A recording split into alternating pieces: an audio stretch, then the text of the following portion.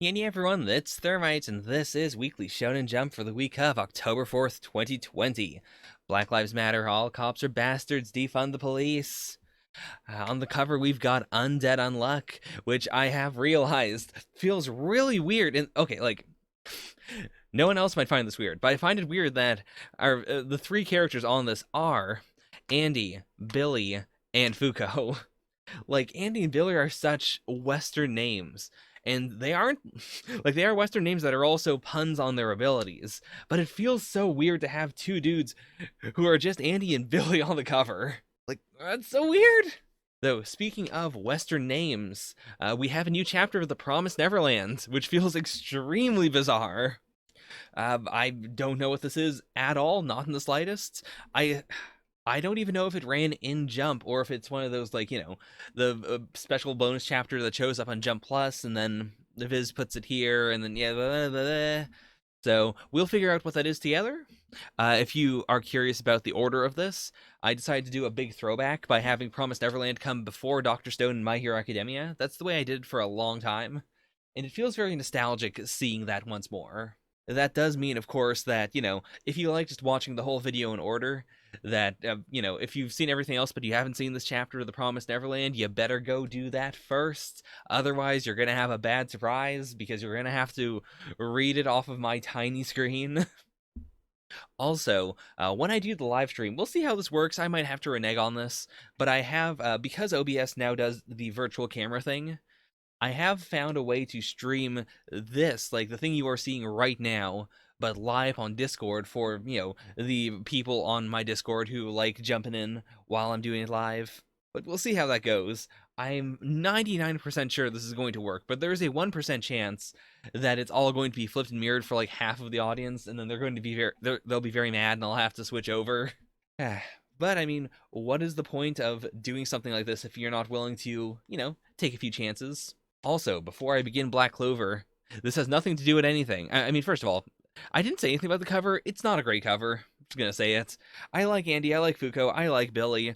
These are all good poses for them, but the cover itself as a cover is not very dynamic or interesting at all. Like, the cover of like when Undead Unluck debuted, I thought that was a really good cover. And even if it doesn't fully get across what the series is, it got across what that first chapter was very, very well. Whereas this is so generic, it's so nothing. Anyways, apart from that, I also want to say, this helps absolutely no one, but I learned today that there is a surprising amount of blue in my pink shirt that I'm wearing right now, because I had my camera set to like a very warm temperature, as I usually do, because otherwise it just makes me look bad. But I had to turn it back quite a bit in order to make this look pink and not white, so gonna figure out how physics works there. I do know pink is a color that doesn't quote unquote exist in nature, in the sense that, like, it is the lack of some of our cones activating, and therefore it is like our brain filling in a potential color that could be there. But I don't know that for sure, and I don't want to keep this, I don't want to keep the color talk going for too long, so let's move on. In the absence of color, we have Black Clover, chapter 266. Dark Garden Invitation. So, of course, we have Noct and his four devils. Still gonna figure out how this works. Like, I assume, they are all his devils, and therefore he'll be, like, swapping between them or something. But there is also the alternative of he's going to stay contracted to one of them and then give the others to the other captains, or maybe he'll, like, maybe they can do multi-contracts, where, like, they'll all be bound to him, but also bound to the captains. Like, if not for that, I can't imagine any other way for the captains of all the divisions to get stronger, like, right now. They have no time. They've got, like, 2 days. Okay, Dark Garden Invitation. So, 3 days from now, we'll invade the Spade Kingdom in the early morning hours. Oh, okay. Sorry. I was looking at this, and I didn't notice the points up and down here, so I thought that was just a speech bubble that they decided not to do anything with. But okay, no, that is, like, yeah, I get it. It's this thing. Okay, good. I was also concerned about whether this was going to be like a battle on multiple fronts and no one's really talking to anyone, but okay, so this is going to be a concerted effort. They're all getting stronger in a bunch of different ways, but they are, like, going to work together. Okay. And so through Gaja, like, the girls know now that the rest of the Clover Kingdom is going to come back for round 2. But they're not, like, coming up with a plan together, which is fine. I've been very trepidatious about the whole Yami Charlotte thing, because, Black Clover is not a romance series at all, and the Yami Charlotte dynamic has been very funny, but not super deep or anything. It felt really weird that, before this whole arc, we had, like, 2 Yami Charlotte, and by Yami Charlotte, I mean just Charlotte chapters, focusing on the gag of her trying to confess. But now that he's been kidnapped, it makes so much sense. Like, it all ties together so well. Like, I have my problems and my, like, extreme love for Yuki Tabata's super slim, super, every chapter matters, everything is important, things are always going to be happening one by one, like, no downtime pace. And while I did enjoy those chapters as a, like, oh, it's a rare bit of downtime, I also really like them as a, no, that wasn't downtime, that was me quickly setting this thing up that we really have to have before we go into the next arc. Like, it's very lean, but it doesn't feel that lean. Oh yeah, I guess they would be kind of like, what is going on? Ghosh isn't, in this little circle here. He's back there, I assume talking to his sister. Because I hate the Black Bulls. If it lets me operate as Magic Knight, any place will do. Sure.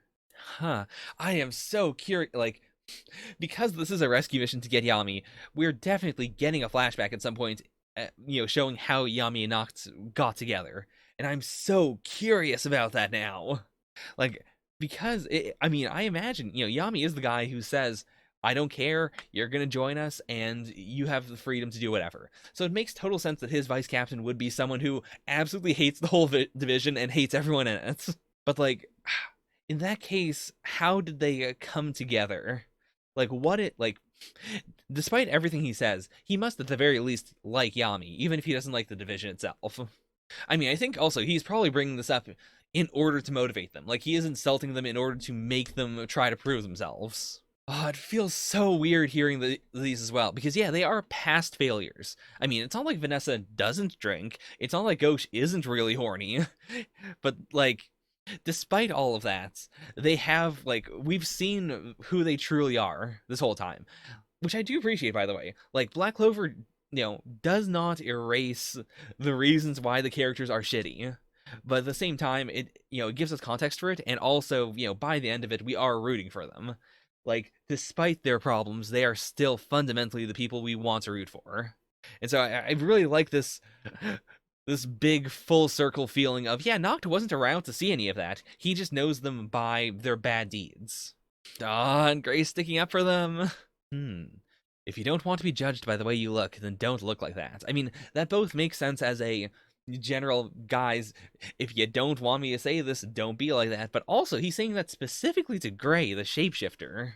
When nasty-looking people or those who have done evil suddenly do something good, the twist tends to make others find them more likable. I hate that. The greatest people are those who are good from the beginning. Is there anyone in the series that Noct would like? Maybe Julius, that's about it. And I do think, like, I'm not saying he's, like, he is obviously a hypocrite. I'm not saying that he should tone down his feelings, but rather, I do find his statement so interesting because it's so hardline. Because it is a hard, like, you don't get to have a redemption arc and then act like you are a good person. He does inherently only respect people who are 100% good from the very start. Like, it's such a flat... It's flat, but at the same time, like, I can't imagine him not liking Asta then. Like, apart from just being poor, there's nothing Asta's done that has been inherently bad. And of course, he being someone contracted to multiple demons would not hold being contracted to a demon against him. So I think that might actually be where we're going for with this. Like, he hates the Black Bulls, they're going to prove themselves to him, but, even despite that, he will never truly love them. Whereas Asta, being the most pure, is the only one that he might actually end up genuinely respecting. Now, this does raise the question of, what are they gonna do? Because it didn't occur to me until right now that, I've been so fixated on the idea of him, like, letting the other devils make contracts with the captains. Like, he could have had the other Black Bulls make contracts with these devils. But either way, it seems like he just did a big skedaddle and said, yeah, just get stronger.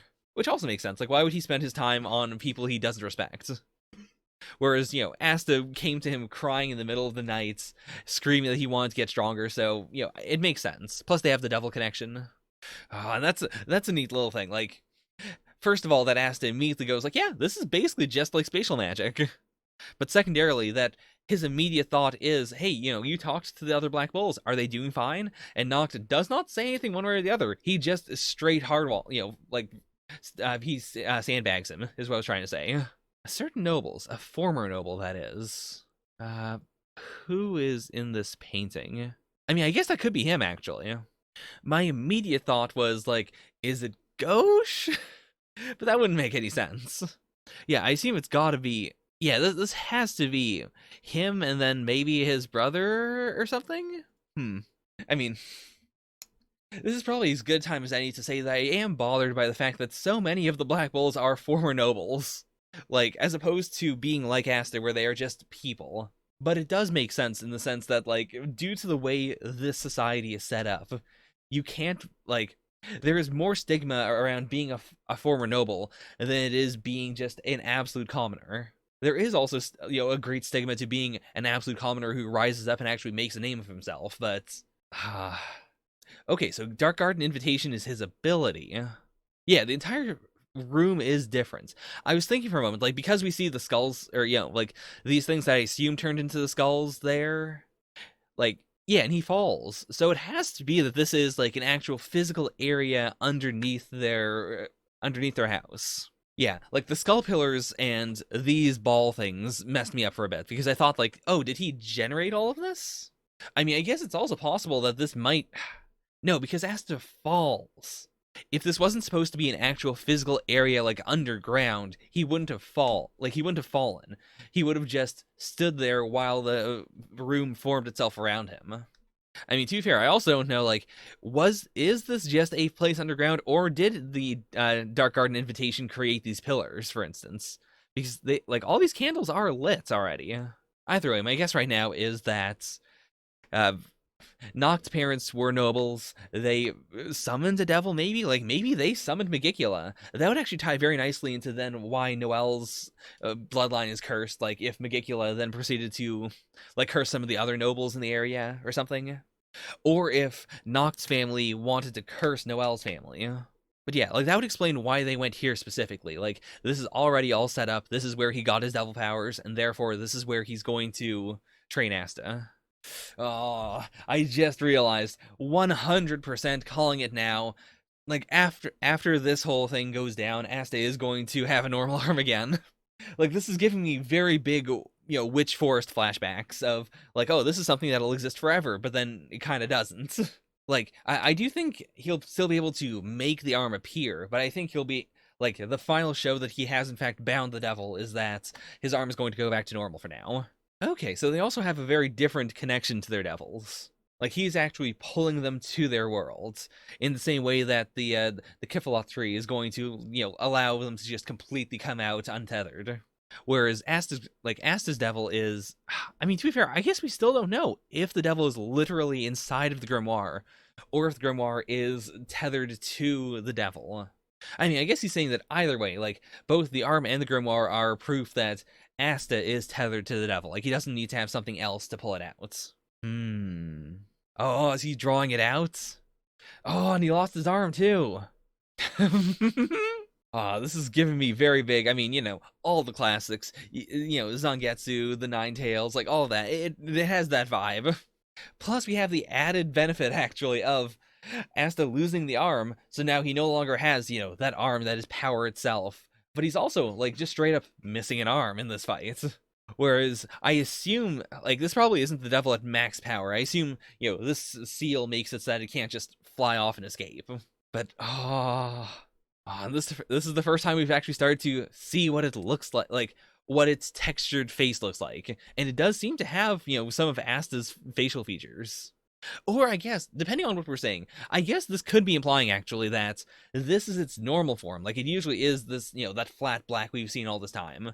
But because it took his arm, it is now able to manifest part of itself, as a more physical form that looks like him. Is this Hollow Asta? But okay, I am very, very hyped for this next chapter. This chapter itself was also quite good. Like, I'm so interested in Noct as a character now. Like, I've been completely sold on him. Yuki Tabata is a genius at being able to like introduce a new character and then make you completely understand what their deal is without it being like a super tropey thing. Like, if he's introducing a bunch of characters, he will rely on the, it's this girl, it's that girl. Like, all of the Black Bulls were initially introduced as the, like, it's that kind of guy or that kind of girl, except for like, Gray, who was just, oh, is that a Hulk in the background? But yeah, like, Noct really immediately, he doesn't fit in with them. Like, he is extremely antagonistic to all of them. But he reminds me so much of like when Zora was first introduced, and he felt like this complete outsider, not connected to anything, and then it was still extremely clear that, oh, he's super cool, and then we got his deal, and his deal was extremely cool. Like, I already love Noct, and I feel like I'm going to adore him by the end of this arc.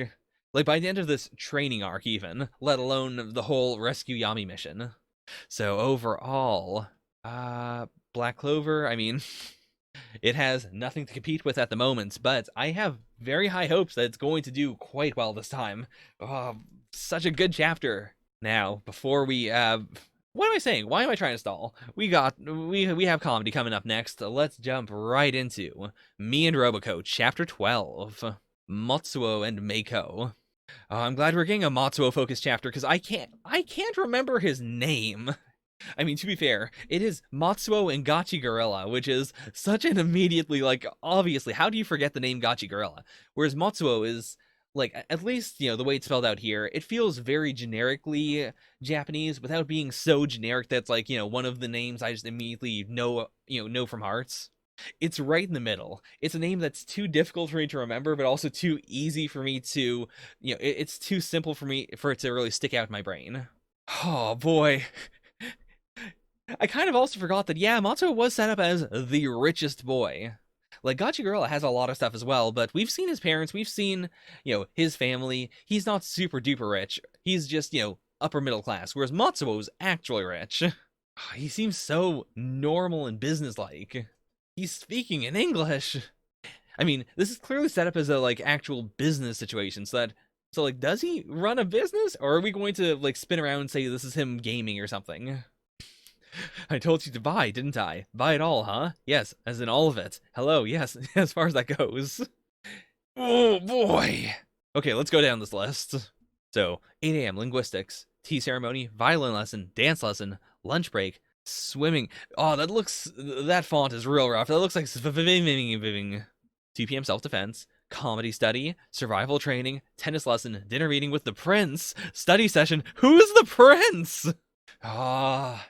He's willing to do all of this in half the time so that he can go hunting a creature that does not exist with Bondo and Gachi. I mean, to be fair, this is the world of Me and Roboco. It might exist. Oh, I didn't even consider that, yeah, this is the Matsuo chapter, so we finally get him. But we're also seeing internal monologue from Meiko herself. Delightful and robust are definitely two terms I would use to describe Roboco. Yeah, perfect.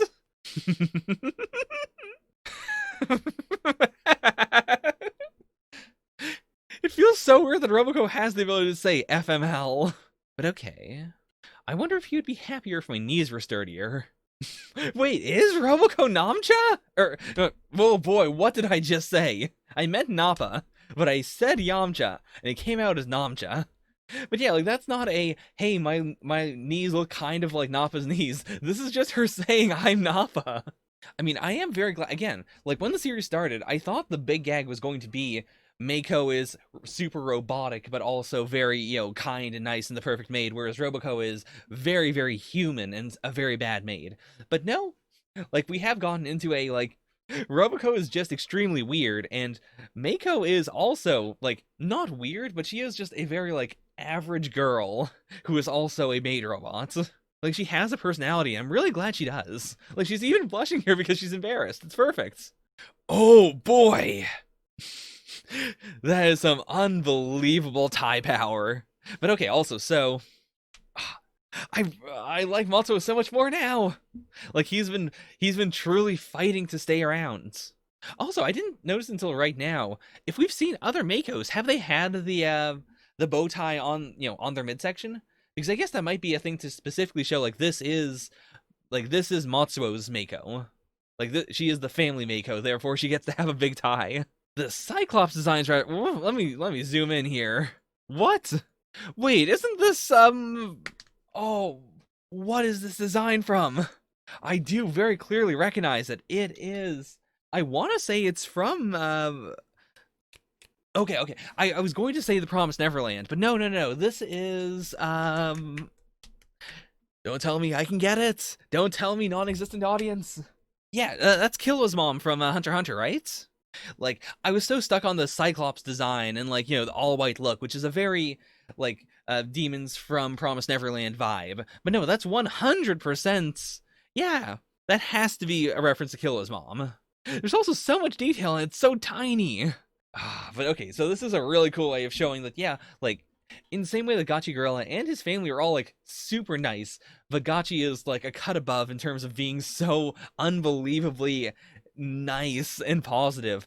Like, Matsuo is, like, he's also a very pure-hearted, nice person, but he also has to fight so hard to be, like, not just nice, but just to, you know, it's weird because I don't want to say average. It's not that he's being average. It is just, he's like a normal kid.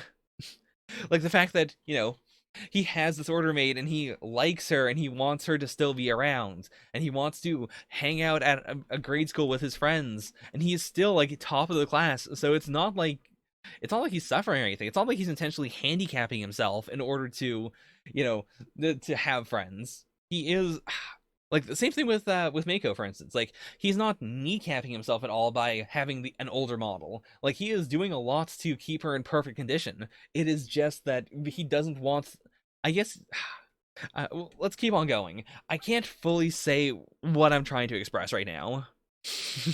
I wonder if I can practice violin while dancing. I'll have lunch in the water, so tell my bodyguard to attack me there. God, yeah, he is going so over the top in order to try and, like, have any time with his friends at all. Okay, so yeah, that was supposed to be, he's having dinner with the king, or he's having tea with the king, but also fighting off his bodyguard underwater. Despite passing out and soiling himself no less than 4 times in the process, he completed all his tasks beautifully. Oh, these must be all of the order maids that his dad has said to throw away. Oh, wow.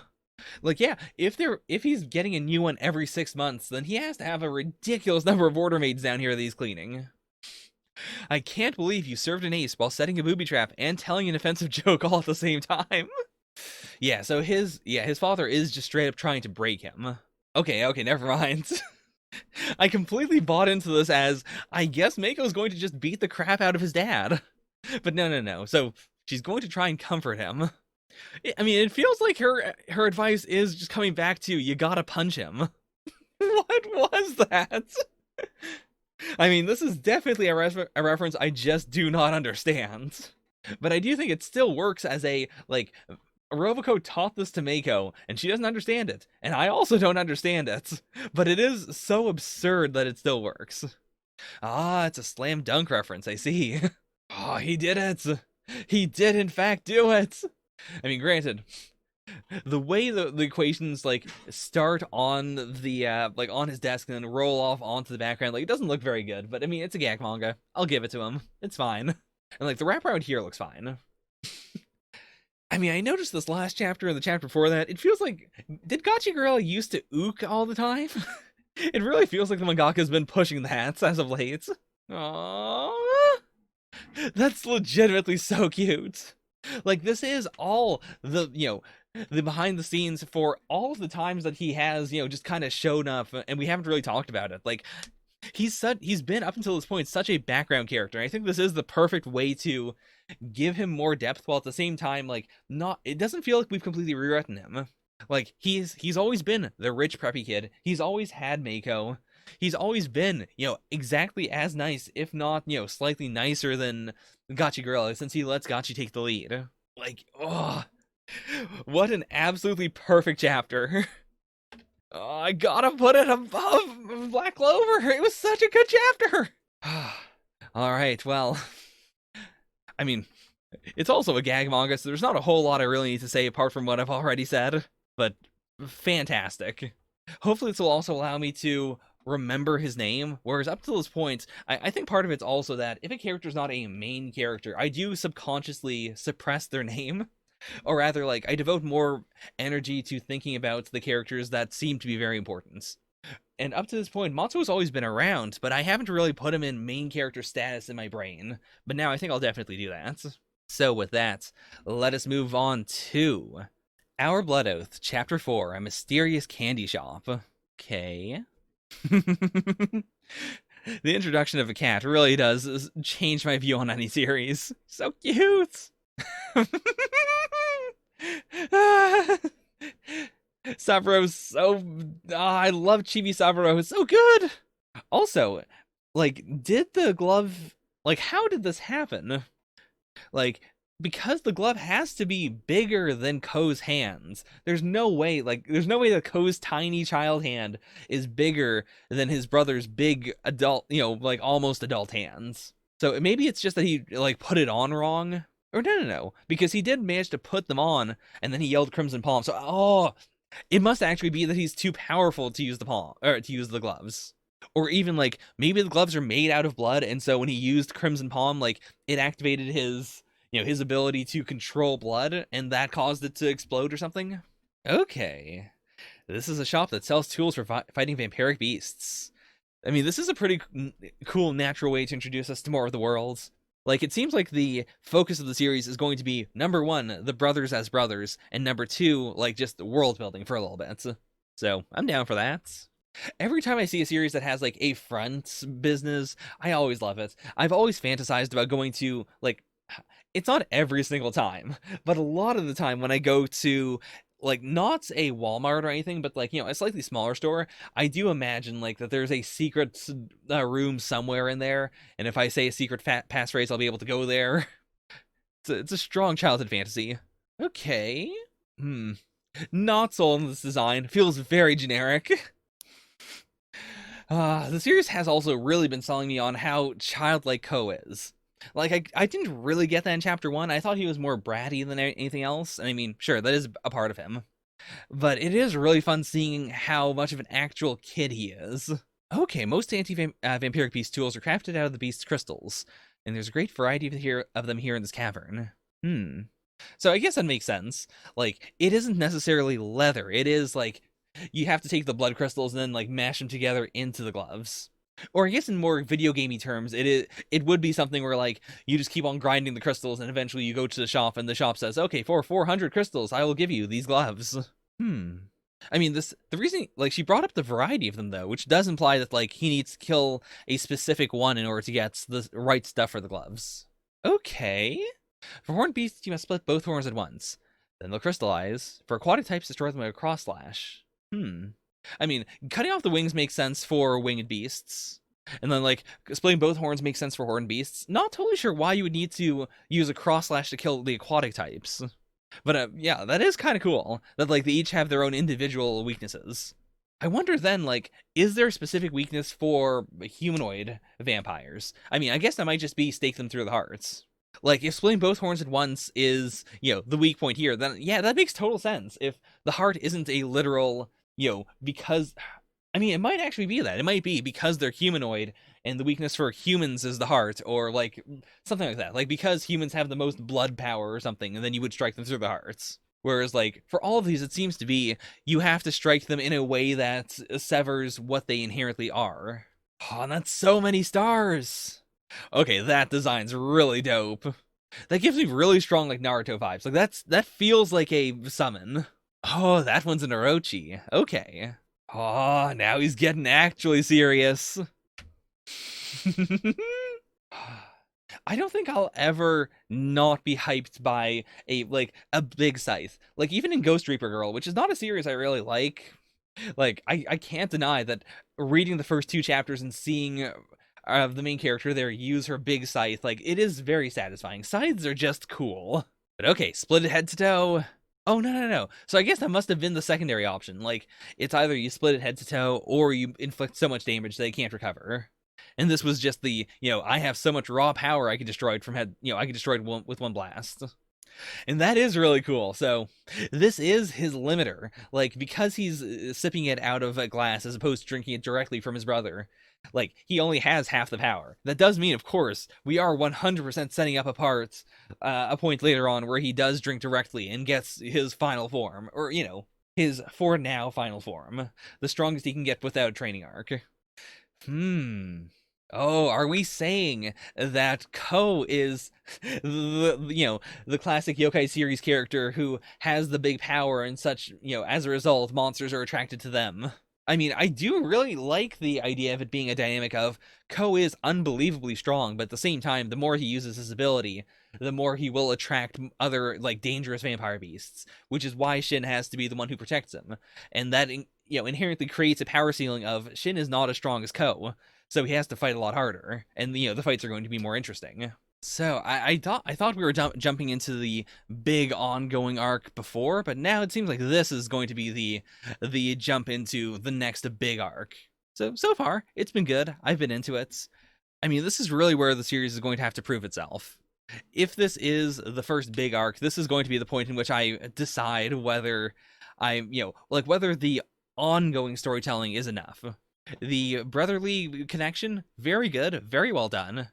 And the general world building is not super unique, but it's pretty good. So it really comes down to, is there going to be a villain faction that is interesting? Are there going to be other characters that are not the brothers that are interesting? Because the storekeeper girl is not very good. She is a very, extremely stock character who doesn't really have a lot that I like to her. Like, she's a little condescending, but that's about it. That's the only real flavor she has. But yeah, so nothing standout. It's going right to the bottom, but at the same time, it's fine as it is. Like, it's not a drop. If I had, if they started another wave of jump starts, I'd probably drop it now. But as it is, I'm willing to give it a ride. Like, so far, it's still, it doesn't have anything that's putting me off, and it does have a lot that I am genuinely really enjoying. So that's our Blood Oath. That is all of the pre-recordeds. See you on the live stream. And now I can say, Nyanya everyone, this is Thermite, and this is the live stream. Yes, please. I feel very bad that I have to ask chat to remind me of everything I'm doing. Like, if chat does not tell me things like, you should probably post what you're talking about, or you should probably move on, or maybe you should talk about the big twist of this chapter. But, I mean, I guess that's part of having a chat, right? Oh no, I forgot to breathe! Thank you, Pep. Very, very important. Oh no, big curse! Okay, I've given you guys too much power, so let us move on. Actually, is anyone else? It's just the two of you guys. It's just the three of you guys. That's fine. Zaku and the others can come whenever they want. But yeah, I feel like as the cover of Jump, it's kind of but as just, an Undead Unluck image, I think it's really dope. So let's move on to... Oh no, manga fans calling me directly! Sorry, I'm gonna have to say no, please don't. Alright, Undead Unluck, Chapter 34. Undead Unluck, Chapter 34. The name I'm Dead Unlock is it's very evocative. Now I'm going to be haunted with the question of, did manga fan want to actually talk to me directly? Oh no. Anyways, okay. Enough dilly-dallying. So, starting off with, I assume we're gonna have a big 2-page color spread as well as, this. Oh, it's... Oh. Also, I do think visually, these colors work a lot because whatever Billy's doing, he does have... I mean, at the very least, he has Undead. Presumably, he also has Unluck. And so, he's got the purple, whereas she's got red, he's got blue. It works. And yeah, when we first got, that first chapter, I did not think the coloring was really an improvement on the art at all. Even up until now, I don't think I would have ever said, oh yeah, I really want to see this in color. But now, he's gotten a lot better. Oh my god! Okay, wait a minute, okay. Sorry, there's so much. Okay, so... and I guess it does make sense. It's investigating right now because we don't know that Billy is unbelievable. I think as the audience, we know that from his name. But in universe, they definitely can't say all the negators have name puns. Therefore, Billy's main ability is probably unbelievable. So he's investigating right now. Right. Oh my god, top looks so good in color. Like, oh, his top, his shirts, like his jackets, looks really, really slick. And I think like his entire color scheme is so good. Okay, that says Union on it. I thought it said Untouchable for a bit, but okay. Oh, that's such a sick way. This kid still bothers me so much. All we've seen him do is levitate and suck his thumb, but he still bothers me so much. I'm so concerned. But yeah, like, and all the anime colors and everything, like, oh, it's so... There's so many clashing colors here, but at the same time, like, the whole thing ties together really nicely in how chaotic it is. I also think this probably works a lot less in Japanese, because, like, the text is in English every time. So maybe they have translation. I assume not, though. Like, for the sake of the art, it probably is all English, no matter what version you're reading. I mean, to be fair, I think Nico's the kind of person who doesn't really care about going higher. Yeah, I feel comfortable saying that. Like, Top, I imagine, is someone who really does want to get higher, but he can't, beat anyone else to advance. Whereas Nico, I feel like he's chill exactly where he is. He probably wants to be lower. Or actually, no. I think that's actually perfect for his desires, because being right there means that absolute newbies, 11 or 10, they can't immediately attack him, so he doesn't have to deal with that. But at the same time, he doesn't really feel like he needs to move forward. But, I mean, it's so incredibly obvious, but I can never, for as long as the series goes on, I don't think I'll ever be able to get over the idea of they are undead and unluck. So whenever something like this happens, like, you can have the title of the series also be describing both of them. It's so extremely obvious, but, like, a title like Naruto, for instance, I find extremely lazy. Like, even if they do name drop Naruto and they do it in a way where it's like, oh, that's the title of the series, but it's also the main character. Like, it's not that interesting to me because it's so direct, because it is just straight up his name. Whereas this is, like, it's one level abstracted away from them, but it's still them. Okay, so the confidential and the investigating are both translated. That makes sense, yeah, because those are just descriptors. Like, that is saying we don't know what is here. Anyways, so this world will always be. Last chapter, we still don't really know what exactly Under wants to do. So I feel like this world will always be is going to be a statement of, like, you think this is going to be the end of the world, but it's not. Like, there is something beyond it. Therefore, like, what you guys are fighting for is not, to save the world, but rather to keep the world as it is. Okay, so we're picking up right after that big ol' Unluck, the big ol' pile driver. But yeah, so, like, Top isn't out of the fight. He could still do something, but he shouldn't. He should be out. Ishin, 100% out. Tatiana, missing. Did she go with Billy? I mean, okay, no. It's like, yeah, Burn's still there. Pile driver still there. Sensor bar still there. Man, Clothes is such a good Clothes is such a good plot device that allows us to both have Naked Billy and Clothed Billy whenever the artist really wants to do it. One death coming up. I mean, I think that's also, like, up until this point, we haven't really had a fight that has been either they have to hold back, like, both Andy and Fuko have to hold back because they don't want to just, unluck themselves to death. Andy doesn't want to cut Fuko's head off. It's either that or they're going completely all out against Anuma. But this is a cool mix of, like, they can't kill Billy, but it's not because he's completely unkillable. It's because he has undead. Don't worry, I remember which one is Andy and which one is Billy. I'm just not making it clear. I mean, it does not help that they both have undead right now. Oh. Okay, so this really makes it feel like it's that it's digital or artificial. Like, I don't think it's unbelievable, like, the ability of unbelievable, just being able to copy their abilities because, oh wow, that's crazy, that's unbelievable that it could happen. Like, this feels more like it's some sort of technology that's copying it. Like, otherwise, why would it be glitchy?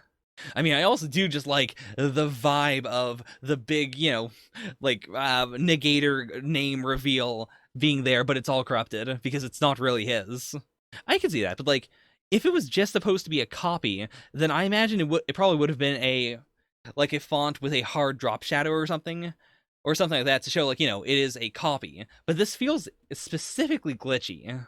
Oh, I'm really like I'm quite excited to see like if Under manages to take the table and they take everything and then they set themselves up as the new, the new people doing the quests. Like I imagine the table also is connected to the numbers. So I think that'd be a really cool way to immediately show that even if these people did not have a clear like power level structure, by the very nature of the table they would. Man, Lottla is absolute waifu bait material. Like there has to be a Lottla pillow already, right? Ah. I also really appreciate that we've already seen him use, like, Undead, for instance. We've seen him use Unstoppable. So this isn't, like, I feel like this would be a little too cheesy if, during the reveal of, oh, he can use their abilities, we also got the big, I keep on wanting to call it, like, stand text, but that's not what it is at all. But, like, if he got their glitchy copied monikers then, that would have been a little too cheesy. But seeing it here makes it a lot cooler, because now it is, like, the series is now confirming for us, yes, this isn't 100% what he is doing. And he went for Andy and not for Fuko. Interesting. Like, that is very specific. If he had wanted to, he could have, he could have hit Fuko and Andy at the same time. And she is fully clothed right now. So, and plus, he's got his, he's not kicking with his bare feet. So there wouldn't have been a danger of Unluck activating either. I wonder if he wants to just, like, if he were to kill everyone else, I wonder if he would keep Fuko alive for some reason. Or is it just he wants to fight Billy, or he wants to fight Andy situation? Oh no! I really am mixing up the names now. Unjustice is really hard to fight. Like, unless you are suicidal, there's really no way to stop Unjustice. There's no, like, there are an infinite number of ways for you to kill yourself. Even someone like Ishin, for instance, like, even though he's completely covered in unbreakable armor, he could still slit his own throat, or, something to that effect. Or, he could fall over and break his neck. I mean, it also helps that we've never really seen Unjustice be used without it being effective. Or, I mean, like, to be fair, okay, they have blocked it a couple times here, but it's always at the very least, like, caused damage. Unjustice is also really stand out because, like, as the audience, we haven't really seen him and Juiz interact very much. We haven't really seen him, like, touch anyone, so it can't be touch-based. Is it just he passively absorbs amounts of the negator abilities of anyone he happens to be around? Seems so broken. Oh, okay, so he's not done. Like, he's not down for the count yet. Drats.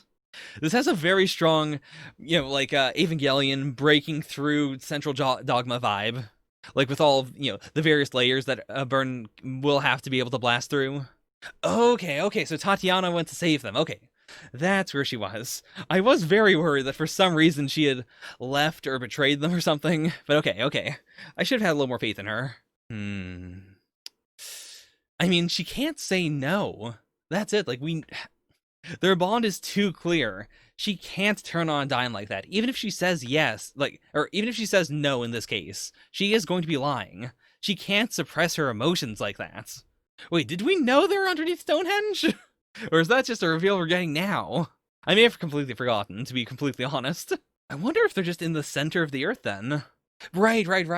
Because we saw the, I don't remember the actual name for it, but yeah, like the big, the super large rock in Australia. So, okay, this could still be Australia. Ayers Rock, that's right. But yeah, this could be a replica. I feel like it feels weird, narratively speaking, to show Stonehenge and then to say later on, this is a replica of Stonehenge, though. Like, we're not actually saying that they busted out, halfway around the planet.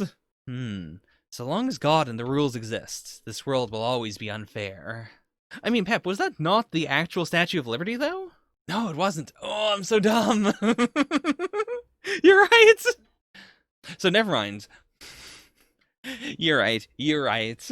Also, like, the way this is coming across makes me feel like then is Under's goal to speed up the apocalypse because, like, once Ragnarok happens, it is a complete reset. I could definitely see, like, in the same way that Billy proposed the idea of, every time Uma show up, why don't we just nuke them? In the same way, I could see the mindset of, if we will survive a reset, then why don't we just do a reset? Is that not better than trying to fight our way back from 99 failures? Why isn't it? I mean, to be fair, is it that injustice can't physically stop this because this isn't because her untouchable area is there's no intent to it. It is just straight going outwards. Okay, I see. Oh, that's so smart. That is insanely cool. And that completely re-illustrates his thought process here. I was reading it as if, this is word of God, but no, it is the opposite. He does not fundamentally understand their relationship. He is not immediately thinking, we have a loving relationship, like, she really likes me. He can only think of it as, she must be attacking me based on what the Union wants. Okay, wait a minute. Huh. Oh yeah, this is a powerful Foucault image. Putting a gun in Apocalypse's mouth is so insane, oh my god. He is sweating, so this might actually kill him if she shoots. Huh, how would this work then? Yeah, the Apocalypse and the Round Table are not, they do seem to be two separate artifacts.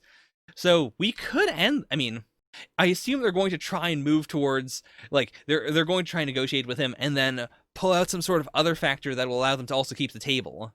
But I think it could also work if the next arc ends, or, starts with Under having the table and the Union having Apocalypse. So Under has to sit at the table or else nothing can move forward, but the Union are the ones who will actually get all the quests. To be fair, they've already done a round of quests that everyone can go into, so the next arc would have to be, it would have to be the 4 seasons. But then after that, I guess we could have that dynamic. But yeah, as I understand it, I don't think we really have to, assuming that the Union does manage to take Apocalypse away, we still don't have to worry about it because the seasonal quest, the current quest, is open to everyone regardless. It'll be the one after that that's actually a problem. Oh, and then we could have an arc or two that is the Union trying to complete these quests while Under is also trying to do it, or they might be trying to stop them, depending on whether they want a failure or not to happen. If they do want the end of the world, then they could just force them to fail this quest. Huh. But yeah, the actual title, This World Will Always Be, didn't obviously come up. Oh, right. I see. Boy, I am off my game today. That completely flew over my head. But yeah, I am very fascinated by Under and their, the repeated theme of unfairness that's been flowing through their actions. That has been a consistent part of everything they have done up to this point. Or, their mindset as a group. And his statement was, as long as the rules exist. So, because I imagine she also did pick up on the fact that, of all the abilities, in addition to Undead so he doesn't die, Billy has been leaning very hard on Injustice. And it is interesting that he's been using those few abilities, a lot. Maybe it's just that he's privately tried them a little bit. Maybe, because, to be fair, I guess we also don't really know how a lot of the others work. So it would make sense that he wouldn't want to immediately use, Unbreakable, for instance, because we don't know the parameters for using Unbreakable. It's completely possible that he knows them, and he understands that it would be pointless to use it in this instance. Yeah, overall, fantastic chapter. The current rankings are, me and Roboco, Black Clover, Our Blood Oath. I legitimately really enjoyed this chapter of me and Roboco. So I think Undead Unluck might go under it, to be perfectly honest. This was a very good chapter, and I feel like it leans a little on, the things I really loved from a lot of other chapters. We focused a little more on Billy's copying ability and really, fully explained that, yes, that's how it works. It's still very good. But, yeah. I think that ranking works for me right now. Alright, so, that is Undead Unluck. Let us move on to Every time I keep on forgetting. Chainsaw Man, Chapter 87. Chainsaw Man versus the horrifying weapon humans. Such a verbose title. They are not humans, devils, or fiends. The name that was referred to them was eaten by you and erased, yet somehow their existence was not. I don't know if there are fan scans still around for Chainsaw Man, but if so, very curious to see how they would handle this in particular. Because, yeah, the series has been extremely particular in not saying what Chainsaw Man is, or what, people like Reze are. And now it makes complete sense that, yeah, there is no word for them. That is why no word has been used. I mean, it does make talking about them a little annoying, but I've also tried to, if people have brought up the term, hybrids, for instance, I've used hybrids, but I've been trying to leave it open. So I think I will just kind of dance around it now. That's also an interesting, concept, that Chainsaw Man's ability to eat things and erase them is not, it's not all-powerful. Even though it did feel like a very, this is the strongest thing in the universe concept as soon as it was introduced. At the very least, the weapon humans, the people like this that exist could not be erased, even if the name for them was. Okay, and they are the sole exception. I wonder if that's because, that is inherently what Chainsaw Man is, and therefore, he can't erase anything that would negate him from existence. In the same way, I assume then he wouldn't be able to eat the devil, because part of what makes Chainsaw Man is being part devil. Or rather, I guess then it would be he could eat the devil and erase the name of devils, but he would not actually erase what they physically are. He wouldn't be able to erase the things that they are. Ooh, okay. Let me check out this page. Okay. They're neither human nor... Their name for the kind was eaten by you, so their title is just feared. Okay, so... Fair enough. The scans just kind of push through it. Feels a little weird, but at the same time, I imagine anyone actually discussing the series knows, at the very least, they would know that this is what the official release is doing, and therefore it would be in the back of their minds. Also, man, that scan quality is so drastically different. Makima's hair, especially in the fan scans versus here, it is night and day. You fought the weapon devils and the 4 horsemen who are now here. So I assume the 4 horsemen are the 4 that we haven't seen yet, or the 4 we were just introduced to last chapter. At the height of the battle, you vanished before our eyes. It makes sense that we couldn't find you even with all our... Okay. Oh, I mean, this does give me very big Fire Punch vibes of... this is the big final climax. We are seeing it right now in series. In, Volume 3. We're much further in Chainsaw Man, to be fair. I'm saying that about Fire Punch. That the big final showdown was, 3 or 4 volumes in. So, because of that, I highly, highly doubt that this is going to be anything... I doubt this is the end of the series. 100%. No way. But okay, let's see those designs. Okay, so... I mean, Reze we know. This seems to be, maybe just the Staff Devil or the Stick Devil. The one that, that always throws me off is the Arrow, even though she is the Bow Devil. But I guess she is, the Bow/Arrow Devil. Kind of combines both, and she does have a lot of, big pointy things on her. What is this? What is this sign? Also, this looks like the exact same triggering mechanism for these two. There's no way we have 2 different katana devils, right? Or, I mean, to be fair, this is a katana with, 1 edge, whereas this, I guess, might just be the sword devil? Or, just a sword, I should say. Not sure what this is. It looks kind of like a finger gun, but there's no way she's the gun hybrid. What could this be? I mean... That should be the motion that you as a human being would do in order to make it work. I could kind of see snapping, but there'd be a much easier way to do that. I guess that is snapping, yeah. Oh, maybe she's the lighter devil. Or, yeah, maybe she has the powers of the lighter devil. But okay, so, got a bomb/grenade, staff, I think. I guess I'll settle on lighter. Katana? Broadsword, or maybe just knife, or it's definitely a double-edged sword, so broadsword, let's say. What kind of click sound is this? Because it's also not all the same sound effect, so this has to be a... Oh, is he tearing out one of his teeth? And then obviously pulling the bow out, or pulling the arrow out of her eyeball. Ooh, also interesting, these are all different sounds, but this is actually all the same sounds. They're all thumps. Okay. What is this gonna look like? Okay, so, right, that's Reze. Obviously Chainsaw Man. That's our Katana boy down here. This is, I mean, that sure looks like guns. That sure looks like guns. Oh, maybe Flamethrower, actually. Flamethrower. Yeah, that's Whip. I did it. I called it. I got one. But yeah, Flamethrower, Whip, a Spear, I think? Yeah, that's definitely a blade at the end, so Spear. And yeah, like, his head looks like sort of a spear stabby thing. Oh, Halberd actually would make sense. This is... Yeah, that's gotta be Broadsword, then. I really like his look, actually. Like, I'm very happy that they don't... Like, he does not look exactly like Katana Man. Like, they have two very different vibes, especially, like, the two swords that kind of give him sort of... He's got a really cool visor. I really like it. It's because people fear that many times folded Japanese steel so much more than a normal sword that it's two very distinct fears. Ah, okay, this is so dope. The big question, of course, as many people brought up last week, was, is this going to be a long fight or is this going to be an absolute murk? I think I settled on long fight last time, and I'm still feeling long fights. I do think, like, at least one of them is going to be eaten. Like, they're going to disappear for realsies. I'm also just a sucker for this move in anime and manga in general. The being attacked from a bunch of different directions and then everyone flying off. Quan Chi's, she's too horny for love. I think that's the main problem. Like, even before she got brainwashed and, fell in love with Makima, before that point, she was still way too horny. Like, that was her weakness. Her girls are her weakness.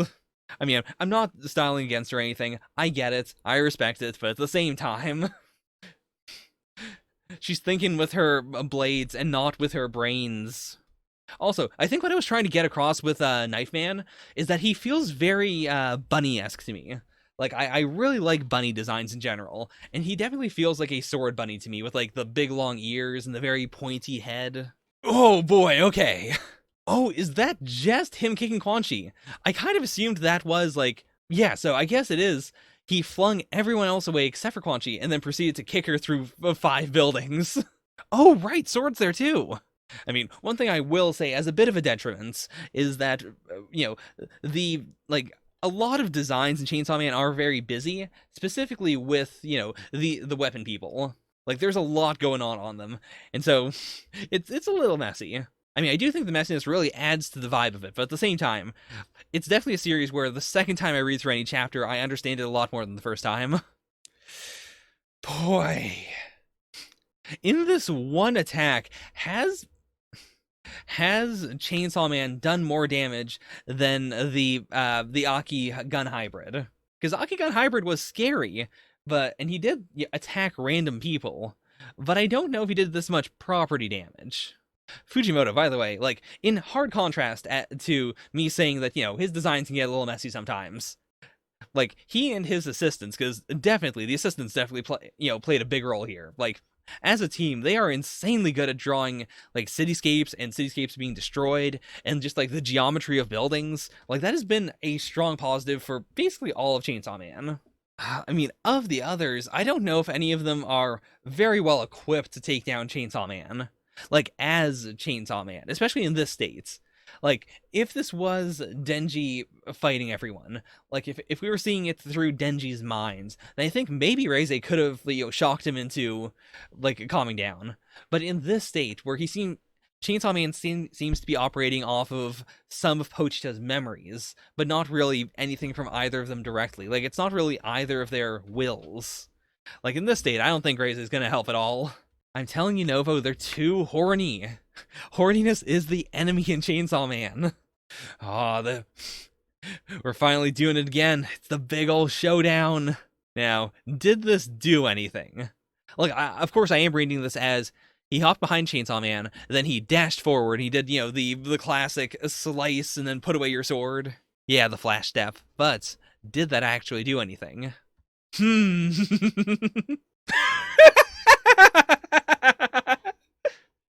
I love this. I've got to post this on Twitter right now. What a mood. What an absolute mood. I'll take off the next chapter hits October 11th. But oh my god, I love it. What's a good... I mean, I feel like I get a lot of interaction if I say memes about 2020, so I'm gonna just title this 2020 IRL or something like that. 2020. Yeah. Oh no, this looks extremely stupid. Like in the in here, because it's so unbelievably vertical. But you know what? I think this also works. This is fine. It's not what I intended, but it's fine. Oh, I should have hashtag Chainsaw Man. Oh well. Oh yeah, you are a lot of my timeline right now. I mean, let's see. I'm reloading it. Yeah, now I'm none of your timeline. Haha. Or you are none of my timeline. Haha. So that is Chainsaw Man. Boy. I'm really glad Chainsaw Man is not a weekly anime because, boy, I mean, it has the Bleach problem of sometimes you got chapters that you can make an episode about. Sometimes you have chapters that are like 6 seconds. I mean, that's a little... I feel like if this were animated at all, they would have to focus a lot on these translations. These translations would be like half the episode. I am imagining a Super Sentai-esque situation where they all have a different color behind them, and we don't, like, these are not actually happening at the same time, but rather, like, maybe we'd have like 1 or 2 shots of them, doing it all at the same time. But then I think this would be expanded into, like, your full-on Sailor Moon translation sequences for each one. You'd have to. There's no way this episode would be an episode without that. We would need to pad this one out real hard. But I also wouldn't want to run into the Toei problem of, like, making Luffy or Zoro or a lot of the, the heavy hitters on the Straw Hats feel weak because they extend the fights, and in extending the fights, they make the individual strikes feel a lot weaker, as opposed to the manga where it is just like, oh, Zoro beat this person in 1 strike. Luffy punched out Caesar Clown in, like, 1 hit. Like, if they expanded this into Chainsaw Man Aura's everyone 50 times, it would make him feel so weak and so pointless. Whereas the explosive power of this chapter comes from how he absolutely bodies everyone. Like, the absolute insane power differential, and how they have gone from being the really badass squad who are acting as if this is going to be an absolute breeze to the punchline of Makima just going, this looks unwinnable. I mean, she is also a Chainsaw Man fanboy.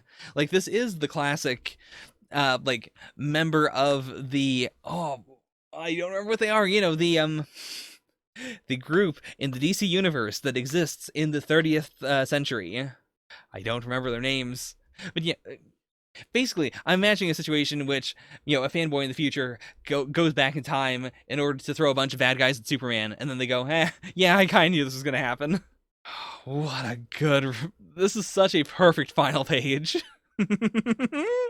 I also do hope, I have no idea if this is going to work out at all, but I would like this to be the end of the volume, in whatever volume this is. This feels like such a fantastic final chapter for the volume. But that is Chainsaw Man Chapter 87. That is indeed Chainsaw Man versus the horrifying weapon humans. I mean... I don't think of them as horrifying, but to be fair, they have scary designs. In any other series, any one of these designs would be the scariest design in the whole thing. It is because this is Chainsaw Man that none of them are particularly horrifying to me. My favorite is definitely Broadsword Boy over here. Like, I can't get over the strong Cyber Rabbit Persona vibe I'm getting from him. Secondarily, gotta go to Reize. I mean, her design is just so good and so clean. I'll never be able to get over how much I like it. I mean, I don't think it's really a spoiler. I mean, even then, you could say that Weapon Humans refers only to this specific group. Because what these are is nameless. Like, there is no name. So I do think, like, even Weapon Humans, that I think Fujimoto might be setting up a situation in which we think that they're all based on weapons, but in fact they can be based on all tools or something like that. Like, I'm definitely getting the vibe of, because this was the name of a chapter, we as the audience are going to take it as fact, but that is not in fact in universe. Yeah, also, clothing Quanchi is quite strange. I don't think I'll ever find her design one of my favorites. Like, legitimately. I think I just don't like the pointy too much. Like, if Sonic the Hedgehog was more pointy, I mean, we did get that. That was Werehog Sonic, and I do not like the Werehog design in the same way. Like, if you are extremely pointy, I'm not going to be super into it. Whereas, like, Sonic and Shadow, I think those are the ultimate pointy for me. Like, if the blade, you know, if the arrows had less definition on them, then maybe. Whereas, like, even Flamethrower Man, like, the flamethrowers themselves are kind of busy, but the rest of him is very smooth and in contrast, and it looks really nice. So, did I, in fact, rank it? No, I didn't, of course not. Why would I do my job? Chainsaw Man was really good. It was a strong, explosive chapter. But because of how explosive it was, like, I think I've got to put it under Undead Unluck this week. Like, it's still fantastic, extremely fun ride. And I think, like, the punchline is extremely good. But I think I enjoyed the yeah. I feel like the Undead Unluck chapter had a little more going on, a little more to sink my teeth into. I mean, Pep, to be completely fair, this is a really good Roboco chapter. Like, this is not a dunk on any other series. This is a Roboco was, or rather, I really enjoyed the Roboco chapter this week. I feel like no one else in the audience is going to enjoy it as much as I did. If there's a series in Jump right now that I want an art book for, it is Chainsaw Man. Like, Fujimoto is the bomb. I mean, Roboco was not even in the title of this chapter. It was entirely focused on 2 other characters. Anyways, that's Chainsaw Man. Ranked it, did it, we done. We done for Chainsaw Man, but not for Jump. We still have more Jump. Let's transition smoothly and neatly into the Promised Neverland. Do you want to? Okay. He's entering the isolation bubble. He cannot understand what is happening. Oh, okay, Zaku. I'll let you slide it in. Is this from, this has got to be Claymore, right? Explain thyself. Yeah, this feels very Claymore. And yeah, I actually do like this design a lot more because it's so smooth. Like, even if Quan Chi's design has less, like, texture going on, I think it really is just the singular line in the middle of each of the arrows that takes her out of the realm of Sonic and into the realm of there's too much. Whereas this jumps even further into the realm of it's all smooth and textured, but that means, like, my brain can glaze over it and go, like, yeah, that's all one thing, that's fine. Yeah, that's a dope design. Now, we are not, in fact, jumping into Dr. Stone, but we are jumping into the Promised... I should probably say it, actually. The Promised Neverland, Chapter 181.1. Thank you, my phone, for spelling out .1. And I mean, to be fair, this probably is not actually titled that. Viz just does this because of the way they rank, or the way they put out the chapters. Like, they have to have it be a .1 or a .5 in order for it to, like, actually fit into the right place. But I have no idea what this is. The Promised Neverland Diary. So, are we going to say that the entire series was in fact illustrated by Ray? Oh, is this just a perspective flip of the early part of the series, but it's from Ray's point of view? Again, I don't know why they would do that now, but that's not uninteresting. I should probably zoom out, or zoom in, shouldn't I? At this rate, my family and I are all going to be eaten. Okay, special side story, the first shots. They're so cute and squishy, I love it.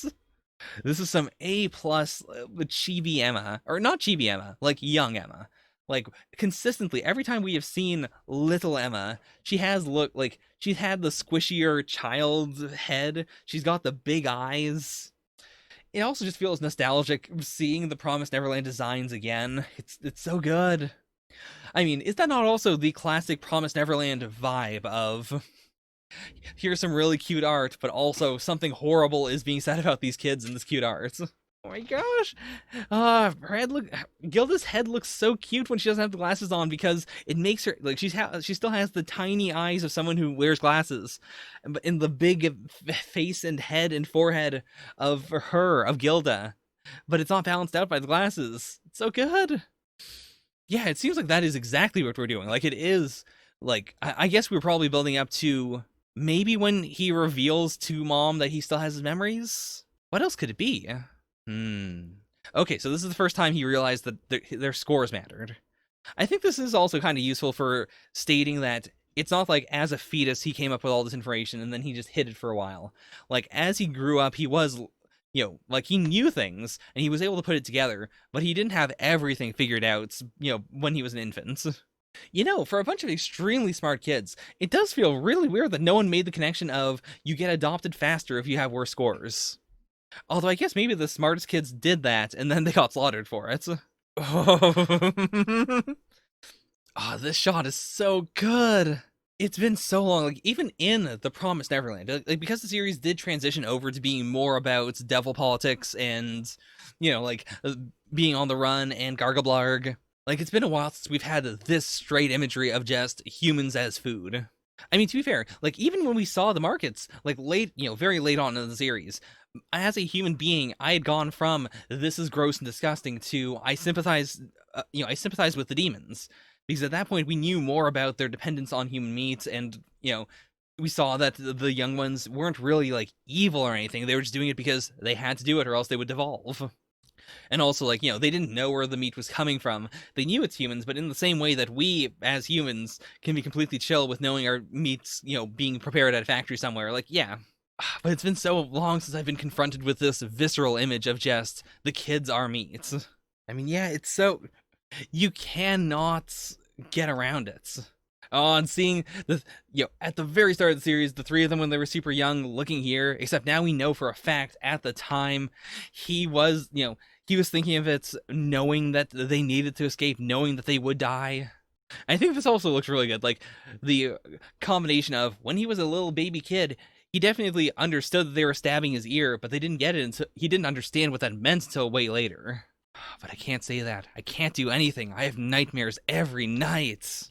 And yeah, of course he would be wondering, like, why, like, inherently as a kid, you do look at everyone else through your eyes. Like, the time at which that breaks depends on the kid, of course. But I know when I was very young, I definitely just assumed that if I had a thought, then most other people at least could have that thought. Like, I did also have the problem in school of I had an idea and then someone else would say it and I'd be like, what? That was my idea. How did you get it?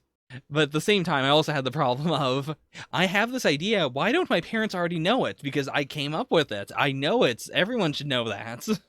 Like, this chapter really does throw into contrast the extreme badness of being, of subjecting a kid to this. I mean, knowing of course that the reason you're subjecting kids to that is because you don't want them to be able to figure it out. But if you do figure it out, it's that inevitable problem of how do you get around this? How do you save yourself? How do you save your friends? It feels completely unsurmountable. Even now, after the series is over, now that I've seen how the kids got out of this, I still, like, if Ray had given up here, I wouldn't have been able to fault him for it. They're such cute little cinnamon buns. Okay, yeah, so he did stab his ear, he did break the tracking device, and that's why she came over, and then he used that as bait to confront her. And that does make sense as to, like, why it is that I guess no. Like, it makes sense that now he 100%, like, he remembered as a baby being stabbed in the ear. He later realized, like, oh, that's what that was. And then this was him 100% confirming that, yes, that is, in fact, the chip. If I break it, Mom will come. And therefore, he had to slowly, over time, build the part, get the parts in order to build the disabling device. Oh, this is such a cool page. Like, seeing both Emma growing in real time to show how Ray is growing. Like, visually, it's not super obvious that Ray is growing up here. So you do need, like, all the other kids in order to show how much bigger they're moving. Like, in order to show the passage of time. I mean, I also do like the hard contrast of Emma every time still being so, like, kind and comforting and motherly, with Ray getting more and more jaded. And everyone there, of course, would just assume that, oh, he's just the quiet, shy kid. But it is him, like, going from being heartbroken and sad that his friends are being killed to growing stone-faced and resilient. And of course, yeah, so that's how he got to there. To the point of, no matter, like, he was just trying to save Norman and Emma. Like, the weight of the world did break him. It does feel extremely strange to be getting this now of all times. But it is really good. Like, I'm glad this exists, but I feel very weird that it's only readable after the end of the entire series. But yeah, I mean, I like Ray as a character, and this definitely, I won't say it bumped it up, because this is all vaguely stuff we knew. The absolute details, not quite. But in general, like, we knew this was the path he took. Honestly, I might have even delayed it until, like, Goldie Pond, maybe? Like, just as a, like, maybe, like, as Ray was trying to save everyone in the volume, we could have had this as a quick, like, as a refresher of, hey, do you remember Gracefield? Here's a little taste of Gracefield again. And this should also make you feel like Ray is going to, like, maybe he would betray the Goldie Pond kids in order to make sure that just Emma gets out alive, even though we know that's not what he does. Like, it feels weird now because he's gone through his entire character arc. He is such a fundamentally different person. So now it just feels weird. To be fair, actually, this might be coming out because, like, season 2 of the anime is coming out. Not, like, right now, but because it's in production. This might be if you really like season 1 of the anime, you should read this to get you hype, and then after that, maybe you should read the manga, but if you don't want to read the manga, then you could watch the anime. If Posca if Kai Shirai and Posca do more, like, bonus chapters that coincide with whatever the anime is doing, I'd be okay with that. Like, just, a little extra taste of Promised Neverland as the anime comes out. I'd be down with that. But yeah, like, from a manga reader perspective, this was kind of it was weird, but not bad. Just good. Good, but not, like, it doesn't really elevate the work. So that begs the question of, where does this go? I feel like it's gotta go really low. Because, like, again, it does feel very rehashed. Even if it is, like, all new art and stuff. Like, we are trotting over grounds we kind of already did go over. It was a nice little nostalgia trip, but I cannot, in good faith, say it was better than Our Blood Oath. It was still very good, and I'm very glad I read it. Like, I don't think this was a waste of time or anything. It was fun. But yeah, that's that. Alright, 2 more series, and then 2 things that are not series left to go. Let's jump on to Dr. Stone, Z equals 168, Corn City, population 1 million. Of course, they are going to Goron City. Now, I don't know how this is going to tie into the chapter. I mean, I do like the look of it as, it is the Kingdom of Science Corn Edition. Pep, what are you doing? But yeah, like, I guess what they must be saying now is there is already a Corn City.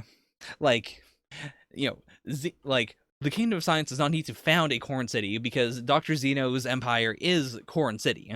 Like, it already exists, it's already stocked. All we need to do is sway him to our side. Yeah, Pep. I believe on the podcast, actually, very early on, like, when the Ishigami village reveal happens, we had the big thing of, oh yeah, Ishigami can be read as Stone God, as in, like, Senku is the Stone God, and also Dr. Stone is Stone. But yeah, I remember this coming up before.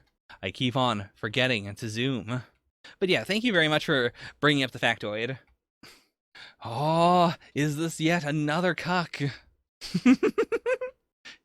It feels almost video game-like that Luna has so many guys who are in love with her, and at the same time, when she communicates that she is in love with someone else, they will immediately default to, okay, fine, I will then serve you eternally. This is insane.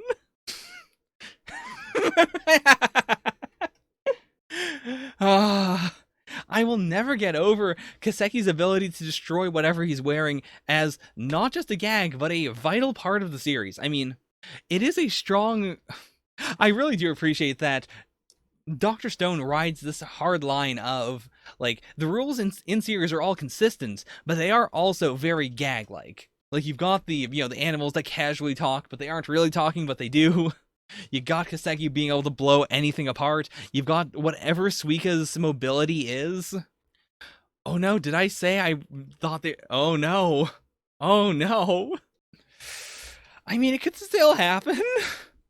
Does it count if we get a chapter where we do once more the metaphorical flashback where we see Senku and his friends and like, and Dr. Zeno all making a spaceship that, then shoots a bunch of, like, models of them into space?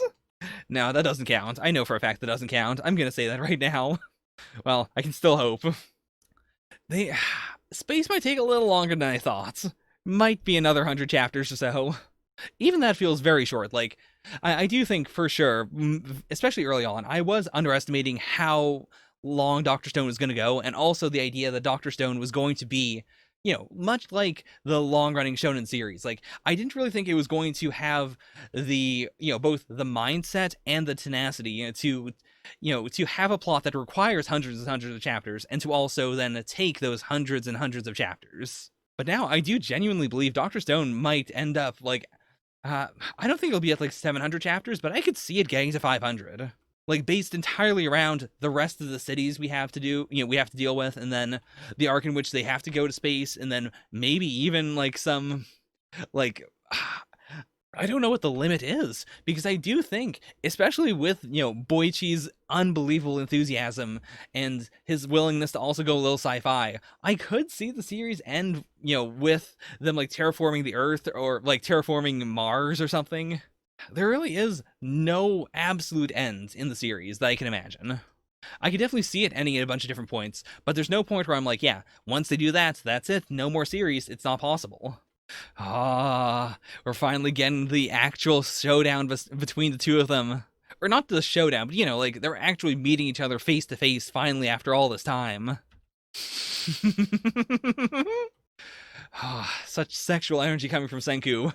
Such moe energy coming for Dr. Zeno, weirdly enough. This is a face I want to protect. This really feels like, every once in a while I'll get into a debate with someone over, like, oh, you think this male character in the series is very annoying. What if they were a female? Like, what if they just had longer hair and a higher pitched voice? Would you still think they're annoying, or would that just be a moe character now?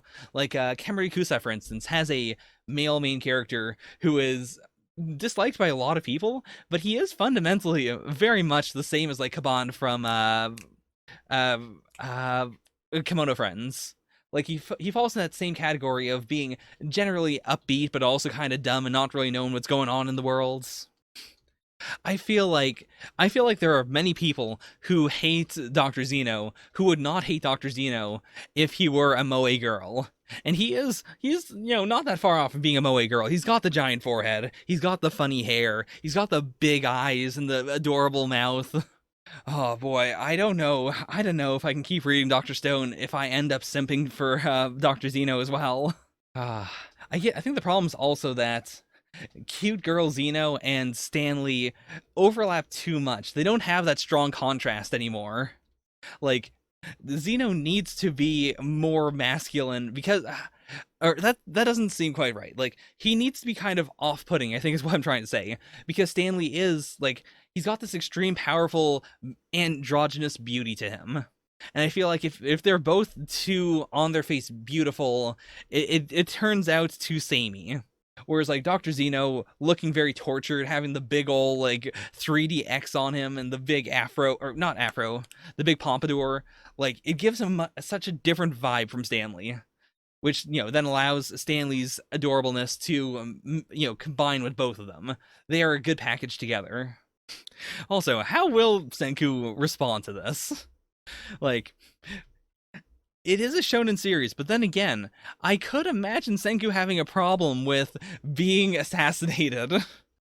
So, moving forward, I think means that they are going to just take over the entire, Zeno's kingdom. I do think they're going to just say, yeah, you know what, if Stanley is on the ship, then we'll just take over everything else, and then he can't shoot us because we'll be in the castle. Also, this is the absolute state of our smooth operator. Like, this is all three of her emotions all at the same time. It is amazing. Francois is so good, too. She got a compliment. She had finally lowered her expectations down to, at the very least, like, he's not gonna say anything to me. He's not gonna say, job well done. And she got it. It happens. I mean, I think this might be the death knell for her brain. Like, this might liquefy her brain forever now. But boy, yeah, Luna is fantastic. I really do like her a lot. I was not expecting to. I definitely went into this expecting her to be very bleh and very like, well, this is what we're doing, I guess. I mean, I thought she was going to be basically the Amaryllis of this arc. And it's not like I don't like Amaryllis, but I also don't think she's amazing. She's kind of, she's a little neutral, whereas I think Luna's a lot better than Amaryllis in terms of just personality and having a gimmick. Okay, so yeah, they're doing it. They're going in. They're just gonna take over the entire city. Okay, never mind. They're going in the opposite direction. So I guess they might just, attack the Perseus. Not gonna lie, I was really hoping that they would just be in the castle at the end of the chapter and say, "We did it!" Like, yeah, we founded Corn City. I mean, would that not be the ultimate American way? Like, the ultimate way to have it be, the end of the American arc is some people set up a bunch of stuff, and now we're here, and now we own it. We did it. We founded it. We found America, and we founded this entire kingdom. Okay, the goal is diplomacy. But yeah, that does make sense. Like, a hostile takeover would be exciting, but at the same time, it'd be kind of dumb when everyone here, like, the main problem is really just that Zeno wants to rule the world, he's evil. But apart from that, like, this is a bunch of very intelligent people who have very clearly, like, built a civilization. There is no reason why they couldn't just say, "You have a great civilization, do you mind continuing and also being peaceful with us?" Like, there is no downside apart from Zeno being being evil on the face of himself. If they can just make him calm down a little bit, then there's really no conflict here. Oh yeah, okay. Good foreshadowing.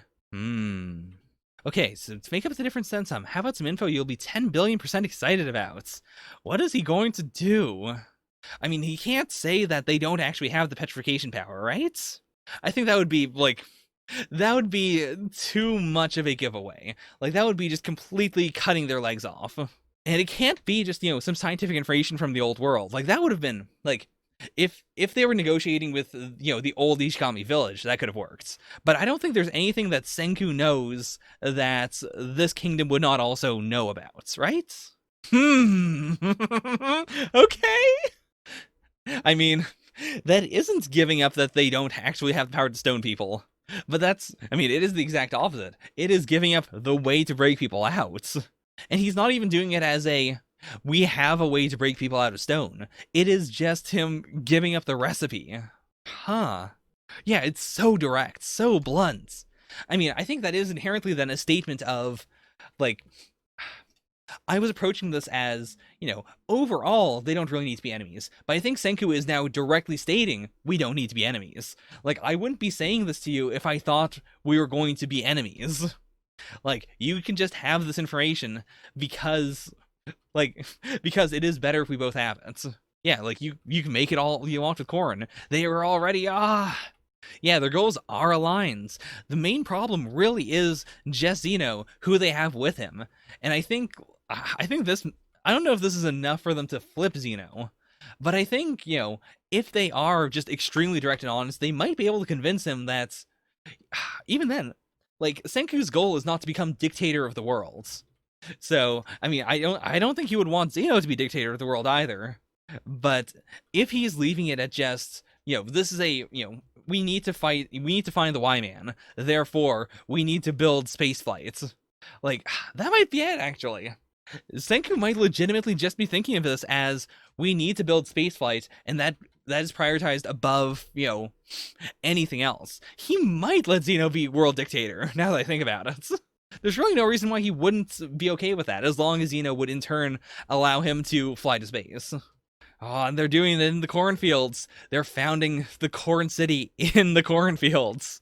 Now, to be fair, this shot does not scream, we founded Corn City to me. I mean, they have a flag. They have some lands. It is occupied land, which again, makes sense, sure. But this isn't quite what I thought they were going to go for. But yeah, I think this does make sense. Like, we are now splitting the cast. We are not like, we've split the cast before, quote unquote, but anyone in Ishigami Village is basically unnecessary. The cast we care about all got onto the Perseus. This is the first time we are now splitting the cast of the Perseus. Oh no, Pep, I didn't think about that. I don't know how okay I am with Yuzuriha and Magma just chilling and starting a new civilization. I don't know how cool I am about Yuzuriha. I guess Yuzuriha and Nikki are both here, so yeah, like, Nikki at the very least can protect Yuzuriha. But yeah, this feels a little weird. Not gonna lie, feels a little weird. Also, I mean, I'm still holding out hope that Senku might negotiate with them a little more before they move on. But at the same time, I can't say it would be out of character for him to just take Zeno along with him and go to another country. And just, have him tied up the entire time. Or, have him tied up for a while and then bust him out when they need him. True. I shouldn't underestimate Kinro. Like, in terms of raw power, and also, like, he does balance out Magma in terms of, like, ideals. And then Yuzuriha also makes sense in terms of, like, just being able to build stuff in, like, fine detail. Like, I definitely count,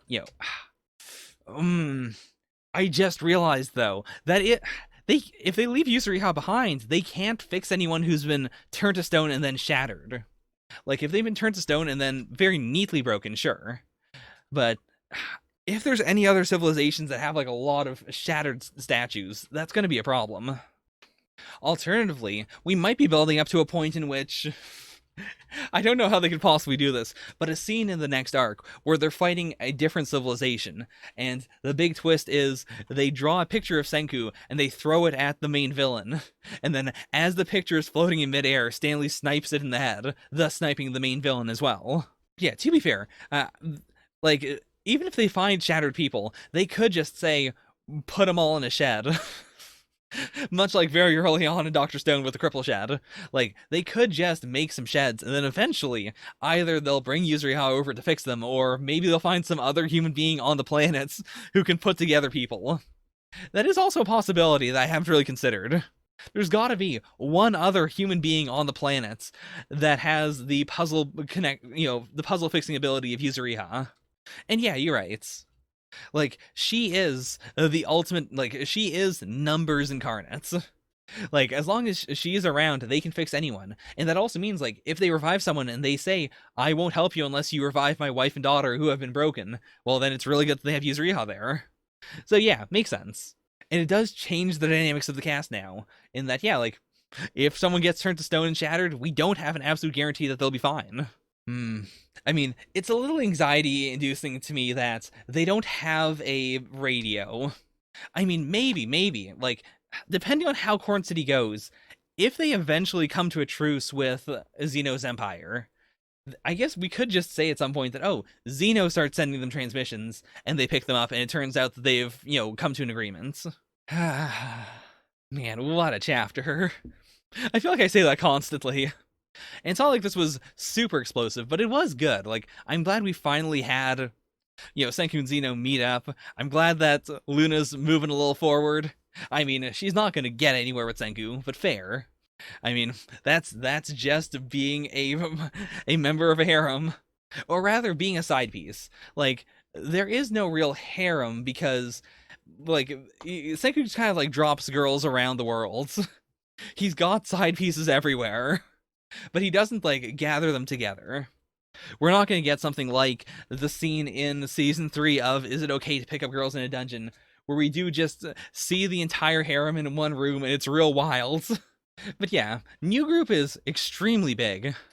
Like, it's easier to just say what this group is, which seems to be Nikki, Magma, Yuzuriha, Kinro, and one of the ICP members. We could probably assume that they also have some extra ICP in the background. I mean, Novo, you've been reading Dr. Stone. You know that the title of Dr. Stone refers to everything. There are so many ways to read the title Dr. Stone. I mean, granted, none of them really allude to picking up a bunch of girls, so I might be beat there. That might be the one thing you can't interpret from the title Dr. Stone. I'm sure you could in some way. Like, you need a doctor to assist in childbirth, and when you are born, the doctor says that you weigh a certain number of stone. I guess that also doesn't refer to picking up chicks now that I think about it. He's stone hard, like a doctor. Yeah, I'm gonna drop it here. I'm not going to lie and say that I know when to stop things, but I've got a general idea, and I feel like this is probably it. So, Dr. Stone, I mean, it's not Undead Unluck Chainsaw Man's here this week. Black Clover was pretty cool, but I don't think it was that cool. And I do think, like, this is a very impactful chapter. It did not go the way I thought it was going to go, and yet while still being very clever and very smart and, making sense. I'm very glad that I have restricted the who can post quotes in the quotes channel, because I feel like the channel would be half me quotes at this point. Very glad that's not happening.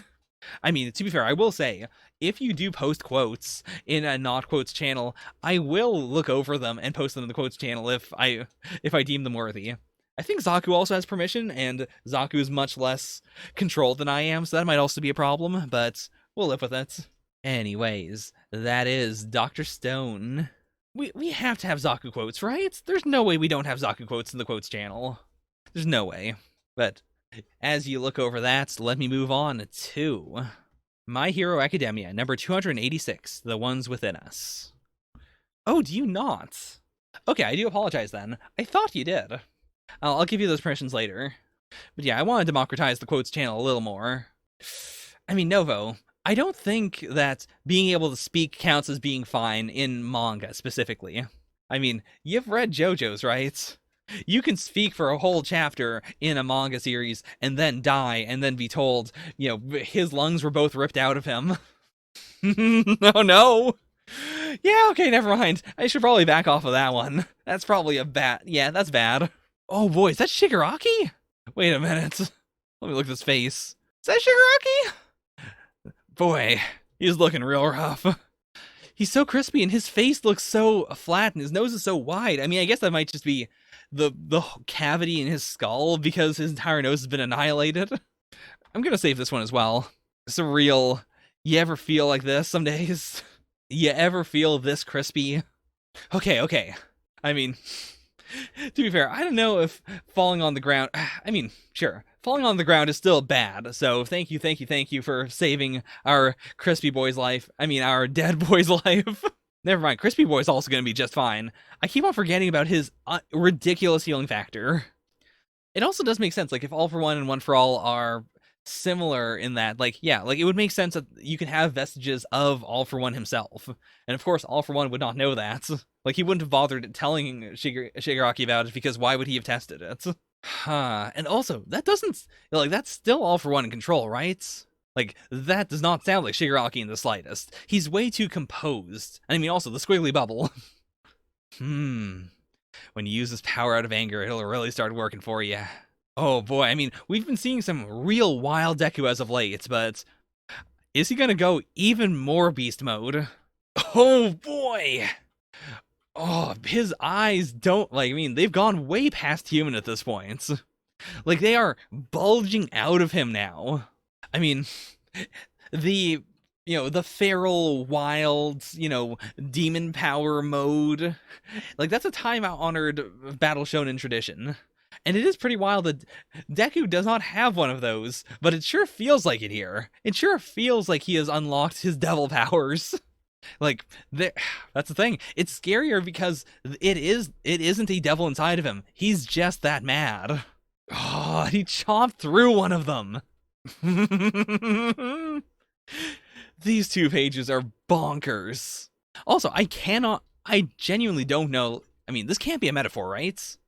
I was assuming this was a metaphor, but I guess that might actually be he might actually be seeing the face of All for One there. I can't get over the way Deku looks now! Like, he's got such, I mean, there's so many ways I could say it, but the one that stands out the most to me right now is Guts's, like the dog, the beast inside of him from Berserk. It's got that vibe to me, and, like, above all else. Yeah, I really hope the studio does not drop the ball in this fight. So much really cool imagery. I mean, Novo, I would say, like, there's a level, like, you've got the no pupils level, then there's the no iris level, like the all white, and then I think there's the, like, what would you call this? The no eye sockets level. Like, where the whites of the eyes have now overtaken the eyelids and the eye sockets. Like, I have seen this in multiple series. It feels like there should be a name for it. Your eye rims. But yeah, there's definitely a escalation factor in the amount of whites of your eyes that overtakes everything else.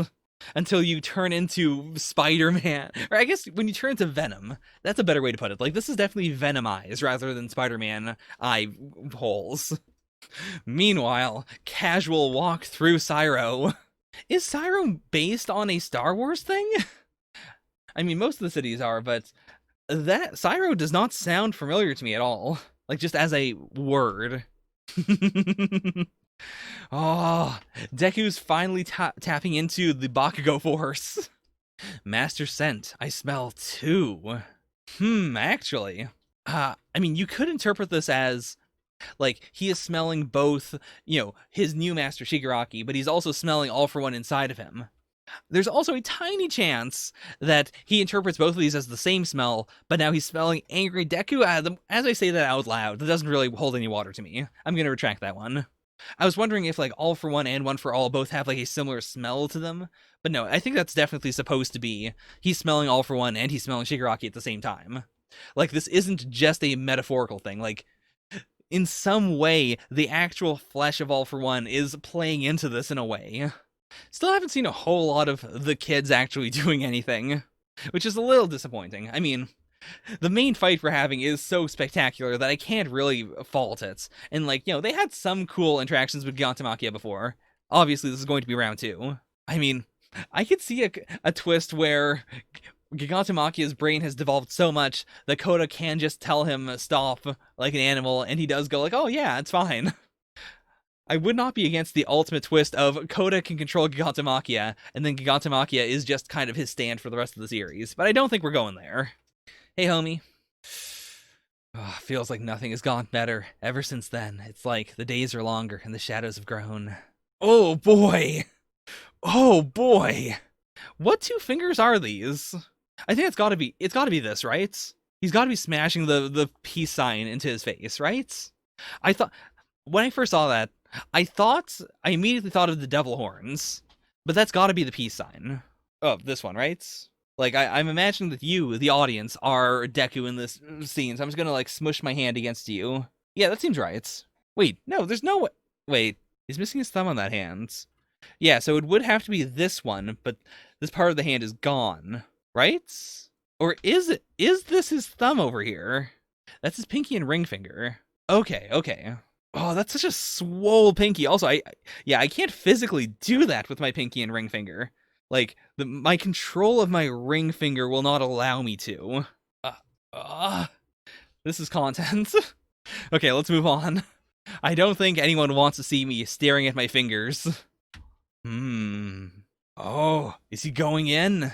Oh, because the chapter title was The Ones Within Us. Which, like, I definitely took that as a, like, All For One is within him, and maybe we're going to dip into, the ones inside of Deku as well. But are we doing, like, an actual, oh boy, I went a little too far there, sorry. I didn't see anything, but still. Like, are we entering the quirk zone?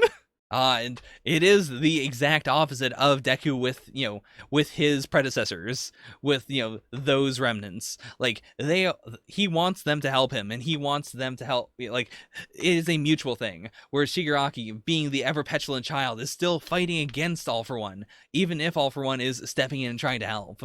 And I think this also does show that, in his subconscious, All For One, even if, he said the whole thing about how, in order to make Shigaraki grow, I had to leave him, at the core of his heart, he would still protect Shigaraki. Like, he still does not have faith that Shigaraki could, in fact, stand on his own. Which I do think is fair, considering that, no, Shigaraki has not really shown his worth. He has not shown that he can stand on his own. Whereas, like, with Deku and All Might, like, Deku has shown that, yes, he can stand on his own. Like, he has earned the respect of his predecessor, and as a result, like, he doesn't have to worry about Toshinori running in and trying to save his life randomly. Yeah, I wouldn't say that was a possession. Like, he just saw them, and that was what caused him to break out of the control. But, like, they weren't controlling his hand or anything. At least, that is how I understood it. What I understood it was, he saw the vestiges, it scared him, and then he reflexively flicked his finger, which then caused him to completely fall out of control. You can't move in this world yet. Ah! And this also means that we can have Nana versus Shigaraki, like, as an actual thing with the two of them physically. A couple of chapters ago, I was speculating that if Deku were to use Float, or if Shigaraki were to try and steal Float, like, that might be a connection between the two of them. But this feels much more, like, straightforward. Oh, you're right. I feel like, yeah, like her grabbing his head is a little subtle, but then like the focus on Deku's hands, I think, is supposed to tell us as the audience, like, focus on the hands, like the hands are important, and then you would default to her hand and go like, oh right, like her grabbing onto Shigaraki's hand or head. Yeah, I love how well put together it is. Like there's so much payoff while at the same time there's so much that feels twisty and turny. Like it is the perfect mix of new things to tickle the part of my brain that really loves novelty, combined with, like old things where it all makes logical sense. It all flows together very well. There aren't really any Deus Ex Machinas that haven't already been set up as a, like, this could potentially happen. And I'm quite excited to see how this fight will go down. Like, she is saying us, so it's not going to just be Nana. It could be all of them. And I think this would honestly be a really cool way to see at least one of the other vestiges, quirk. Like, if they are using their quirks inside of the quirk space. Plus, we could have, I don't know how in the world this could possibly happen, but I would like to see I mean, I know how this would happen now that I think about it. I was saying it because I don't, sorry, let me say the sentence and then talk about my opinion of the sentence. We could have another All For One fight in here. Like, All For One is here in a diminished sense, but he is, quote unquote, here. So we could have all the previous wielders of All For One fighting him. Like, just the visual of that. Like, not the literal, happening in real life, but we could see that actually happen. Huh. I've heard good things about the newest movie. Like, good things, and I know there's been some controversy around it. I don't know anything for sure. Like, I've been staying as far away from it as possible, except for that one, there was a chapter that came out that I did read on Weekly Shonen Jump, like, on one of these streams. I don't think it even had anything to do with the movie, really. I think it may have introduced, like, a character from the movie. But apart from that, I'm totally blind, so maybe I'll watch it eventually. I have already dipped my toes into the concept of watching stuff and putting it on the channel this week, so yeah, I'm not going to say it's not going to happen. Ooh, interesting. But okay, no more talking about the movie. I don't trust you guys enough. I mean, I trust you to, to try not, but at the same time, I don't want to encourage you to talk more about the movie. So I'll leave it there. Maybe I'll watch it, maybe I won't. I'm interested. I'm excited. First movie not so good, but we'll see. We'll see. Yeah, this was a fantastic chapter.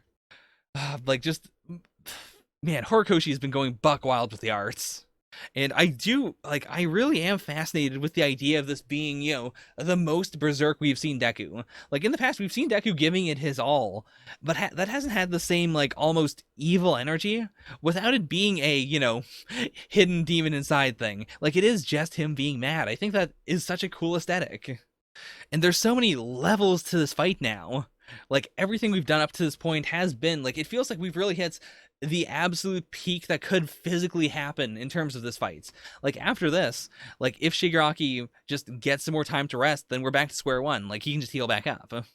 So there's no further way to escalate this without then just beating him. So the Mind Zone makes total sense to me as a, like, how do we keep this going? How do we increase the stakes? How do we have another fight that matters while, without just ending this fight? Or without making one of these two sides feel weak or feel beaten? And, like, we don't know what could happen here. Like, if Deku loses, definitely he's going, Shiggy's gonna steal All For One. Or, sorry, One For All. But if Deku wins, who knows what he could do? Could he depower Shigaraki? Could he destroy All For One? Could he consume All For One? I wouldn't want to do that. That would be a bad idea. I do not want to have A, Deku having 5 million quirks, and B, Deku having the vestige of All For One within him. Both those are bad. Don't want that. But I do think there's a lot of cool storytelling they could do here. Like, especially with, at the very least, like, Shigaraki's hyper regeneration. I think this would be a perfect time to establish the idea of, in the magic quirk space, Deku being able to, like, destroy the vestige of the person who has the hyper regeneration, for instance. Because we do know that it was a while before All For One got hyper regeneration. At that point, when he got hyper regeneration, it wasn't enough for him to fix his body. Like, his body had already healed. That's why he has the no face going on. But he was, like, that does imply that he only has one hyper regeneration quirk. Like, maybe he got more over the years, but I feel like he has one. In which case, destroy that, doesn't exist anymore. No more Healy. And so much of this fight has been possible entirely because of hyper regeneration.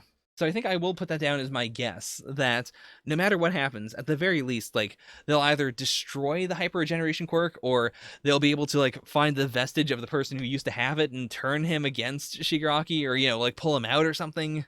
We'll see.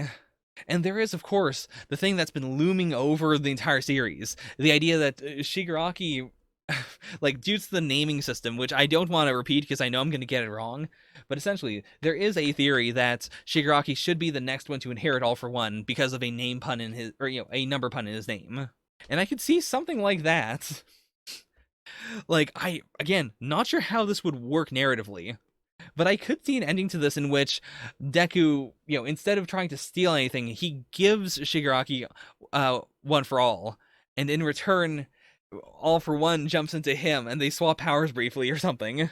But yeah, like, it's a little FMA, but I do really like the idea of every single quirk having a vestige. It's just All for One has, up until this point, the vestiges have been very weak because it hasn't been time. Like, they've been building up energy or something. They've been stockpiling powers so that they can manifest fully. Whereas All for One, not caring about them, would have tried to crush those vestiges as much as possible. Or he may not even know that they exist. Like, he may not understand the idea that with each quirk factor comes, like, something else. Like, I think it would be really cool if they started a rebellion inside of Shigaraki. Because I would like the idea, I would like to be able to establish at some point that you shouldn't have multiple quirks. I mean, that's the Nomu, is it not? Like, in addition to the biological problem of if you put a bunch in someone, they'll explode or it won't work. Like, part of the reason why the Nomu, fundamentally don't work except for whatever loophole the doctor found could be that if you just stick a quirk into another person, like, the vestiges of the original person to have that quirk might just rail against them and destroy them. I think I'm leaning way too hard into speculation space for my own good, but I could definitely see. I think also Legion Shigaraki would be a really cool way to tone him down in another way, where now, like, he has all those abilities, but he would have to make peace with the former users of those abilities to use them, and that's not the kind of person he is. I could also actually, like, rather than Deku destroying a quirk or a vestige, that doesn't feel very in character to him. Whereas I could see Shigaraki using his power to destroy his own quirks because he hates them, or because they're too loud, or because he can't stand them. Yeah, I mean, a big part of what I value in a series is discussability, and what my hero lacks sometimes in, like, random hype or twists or stuff, I feel like it always makes up for in discussability combined with, hype. And this chapter has the hype. It's got the good art. It's got the emotional impact of everything. I mean, Bakugo got stabbed early on, and that's not even the most insane thing about the chapter. Like, does it beat Roboco? I feel like it has to beat Roboco. There's no way that I can say that me and Roboco beats this chapter of My Hero Academia. Whereas I do feel like, in terms of emotional impact, it does beat Undead Unluck. But, like, forget Roboco. If it was between this chapter of Undead Unluck and this chapter of My Hero Academia, I think I would put My Hero above Undead Unluck. So yeah, that feels right to me. Now, that is it for My Hero. Before I go into the author comments, which I know no one wants to stick around for, or I mean, yeah, sometimes you do, but it's not the highlight of each reaction. So before we do that, I want to do a special segment. I want to go through all of 2020 Shonen Jump and do a tier list. I was playing around with this at first. By the way, I gotta say right now, why is Hunter x Hunter here? Hunter x Hunter is not a 2020 series. Like, Hunter x Hunter is not a 2020 series. Like, I know this is, everything. It's not everything in Jump, though, right? Do we have everything here, actually? Is Dr. Stone in here? Yeah, Dr. Stone is here. Okay, I see. Yeah, so it is everything that has been in Jump in 2020, through September. But okay, I'm gonna scramble these a little bit. And I did check it last time. I was trying to see if, like, there's a pop-up or anything for these, but I do recognize all of these series just off of look. The one next to Roboco is Hard-Boiled Cop and Dolphin. Okay. So, starting in no particular order, over here, Jujutsu Kaisen. I think I have to say I haven't read enough, and I don't think I'm going to be picking it up. Like, I'm giving it the Kimetsu no Yaiba treatment. the anime's come out. I haven't seen the anime yet, but a lot of people seem to think it's really good, and I think I'll give the anime a shot. Like, if the anime really kills it for me, then I might check out chapter 2 of the manga, see if it really grows on me. But yeah, I think for now I'm going to just watch the anime and see how that goes. So yeah, that's a hard haven't read enough. Next one is, oh, what was this called? It's definitely not The Knight and the Witch, but that's what immediately came to mind. It's something witch? Guardian and the Witch. Is it an F? I did finish it, by the way. Or, well, finish it is I did read every chapter once it was done, but that was very much a, like, I want to see what it's like. I think I may have skipped a couple, actually. I definitely got to the ending. It was very forgettable. It was very meh. I'll give it an F. I don't think it should have gotten the number of chapters it did. So there's that. This is, oh boy, what is this? Oh, okay, that is, no, I got it. It's Phantom Seer, right? Oh no, where'd I put Phantom Seer? Okay, I got it. Phantom Seer, thus far, I should give it a haven't read enough. Same with Hard-Boiled Cop and Dolphin, actually. Yeah. Like, with Phantom Seer, it's a, I just don't want to read more, therefore I'm going to give it the haven't read enough. With Hard-Boiled Cop and Dolphin, I have not read chapter 1. So, yeah, I cannot give an opinion of those. Too soon to tell for Phantom Seer? Sure. Because I'm still willing to, like, if it seems like it's going to distinguish itself, I'll give it another look. Kimetsu no Yaiba, that's a weird combination of, I've seen the anime, and I tried to read some of the manga, but I just can't deal with the art style in the manga. Like, it's not a bad art style, but it doesn't really reflect my own personal aesthetics very well. But from what I've seen of the anime, fantastic. I'll give it an A. Like, just from what I've seen up to this point. It's not a too soon to tell, it's not a haven't read enough. I feel like that's a solid A. Undead Unluck is an S. There's no getting around it.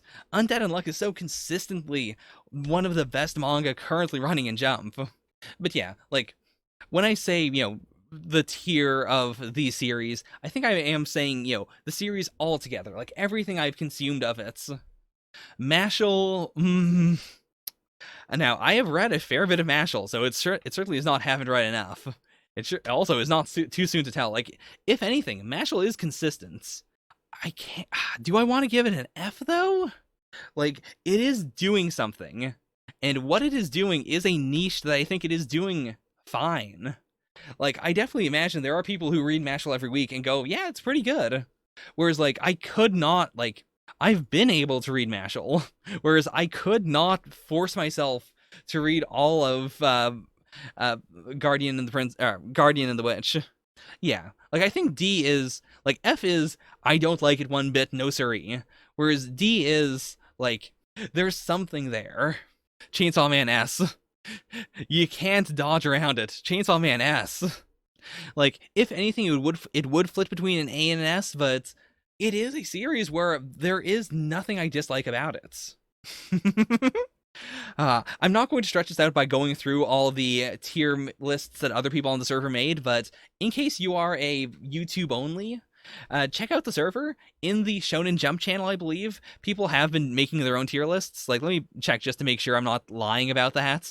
Yeah, like, this is where they all are. Not going to look at them too much because I don't want to, But yeah, it's so consistent. Like, S tier to me is, there is nothing I would change about the series. Whereas, like, with Kimetsu, I would change the art style, and I fully understand. That is insane. Like, that is not something I would want to have happen. Like, it's a series that people like as is. I would not go to Gotake and say, please, miss, can you, for me, a person who has seen season 1 of the anime, do you mind changing your entire art style? Whereas, like, yeah, there's nothing I dislike about Undead Unluck or Chainsaw Man. Now, Zip Man, I feel like it's a series I want to rank highly. But the execution of it, I think, was just too fast. It consistently, to me, felt like a series that was being canceled as I spoke. Like, as I read it, it felt like it was being canceled. And I mean, it's a series that has a really cool gimmick. I like the aesthetic of the zips. I like mecha. I like the various genres. Like, within 3 chapters, they had a magical girl mecha. That's so cool! But at the same time, I just did not find any of the characters very compelling. it felt very shallow to me. It felt like, hey, this is a main character you should like, and here's his brother who is, annoying and abrasive, but they do have a good dynamic, and here's the female character who is very likable. Like, there are so many things there that I do not dislike in any way, but at the same time, there was nothing I really latched onto as a, like, this part of the series is exceptional. Like, and I did go, like, I did go to the end. I did enjoy it a lot more than Guardian and the Witch. But whereas Guardian of the Witch was a, like, skim through it to see what's going on, yeah, I could have predicted that. Zipman was, it was more of a roller coaster. It was more of a fun ride, but it was also just, no part of it really gripped me. At no part did I go, okay, this is the part where I would recommend the series. Black Clover is, I think, a solid A or B. It's somewhere in between here. I do enjoy it quite a bit, but, like, up until now, all of Black Clover, I think all of Black Clover does add up to being about the same enjoyment I got from season 1 of Kimetsu no Yaiba. Like, Kimetsu in its power systems and its character dynamics and, like, all of that, I think, is really explosive and fun. I do rate it pretty low as well. I think B makes sense. Yeah, like, it has moments, and when I think back over it, I do forget all the parts that were just kind of and I do think of all the highlights. And I don't mean that in terms of, like, action, for instance. Like, there's a lot of meh action in Black Clover, but when I think of the series, I select all the best fights and all the best scenes, and that does make me think of it a little higher. Like, that makes me think of it as more of an A, whereas realistically, day to day, week to week, as I read it, it's more of a B. My Hero Academia, it's either an S or an A. I think I have to give it an A. Like, as of late, this entire recent arc has been S rank. But the rest of the series is more of an A. And there are, like, big chunks of what the series is that I fundamentally don't enjoy as much. Like, a lot of the classroom stuff. Like, I think the series has, like, over the last year I would have said I don't like the academia part of My Hero Academia. And I think the last year has been a very consistent, what if we removed the academia part of My Hero Academia?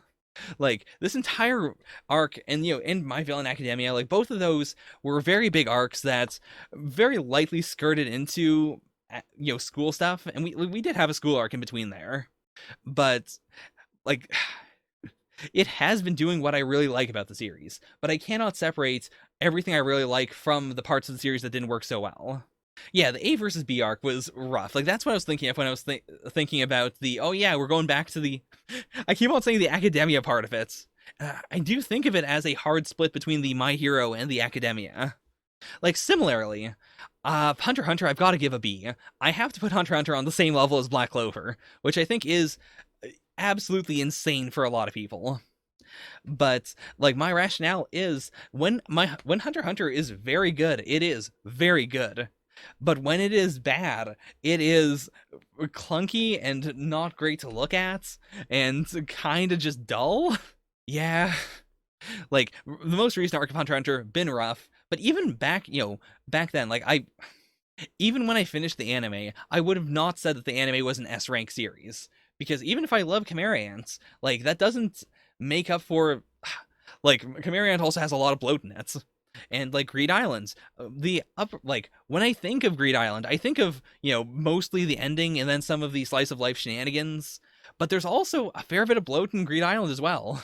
Like, every arc of Hunter x Hunter has some bloat that I just kind of forget about. And I really do love, like, Nen, I love the world building of the series. I love how so many parts of the series clash with each other, but still form a cohesive whole of the worlds. But there's so much there that I also find just kind of meh. The thing with Mashal is that, like, even if I skim over it, at the very least, there are scenes that I find satisfying. Whereas Guardian of the Witch, I did not find satisfying. Like, even when we had big magic attacks that looked very good, like, that still didn't really give me anything, really. Whereas Mashal will have gags that I like, or scenes that I think are, fun, even if they are the very simplistic, hey, look at this bad guy, he's a bad guy, he's not nice. Hey, look at this, other guy, he gets beaten down by bad guy, and then Mash shows up and punches him in the face. But yeah, so that's there. Oh, no, I know the name. This is Magu-chan. Magu-chan is Definitely better than Mashal. Would I say it's as good as Zip Man? I'd put it in solid C tier, yeah. Like, nothing about it is terrible, but at the same time, I don't find it very funny. Yeah, nothing else to say there. Samurai 8, Samurai 8 has to be a haven't read enough. I just stopped reading it, and I didn't, like, I've heard that it's very good. So, yeah, solid haven't read enough. At some point, like, because it is relatively short, I do want to go back and properly read the whole thing. Like, I love Kishimoto's writing, and from what I've heard, it has a lot of the good of Kishimoto's writing without a lot of the bad and bloats. I mean, part of that is because it got canceled, but I mean, that can also be benefits. I will 100% read a canceled series and recommend a canceled series if I think that, it as a package is still very good.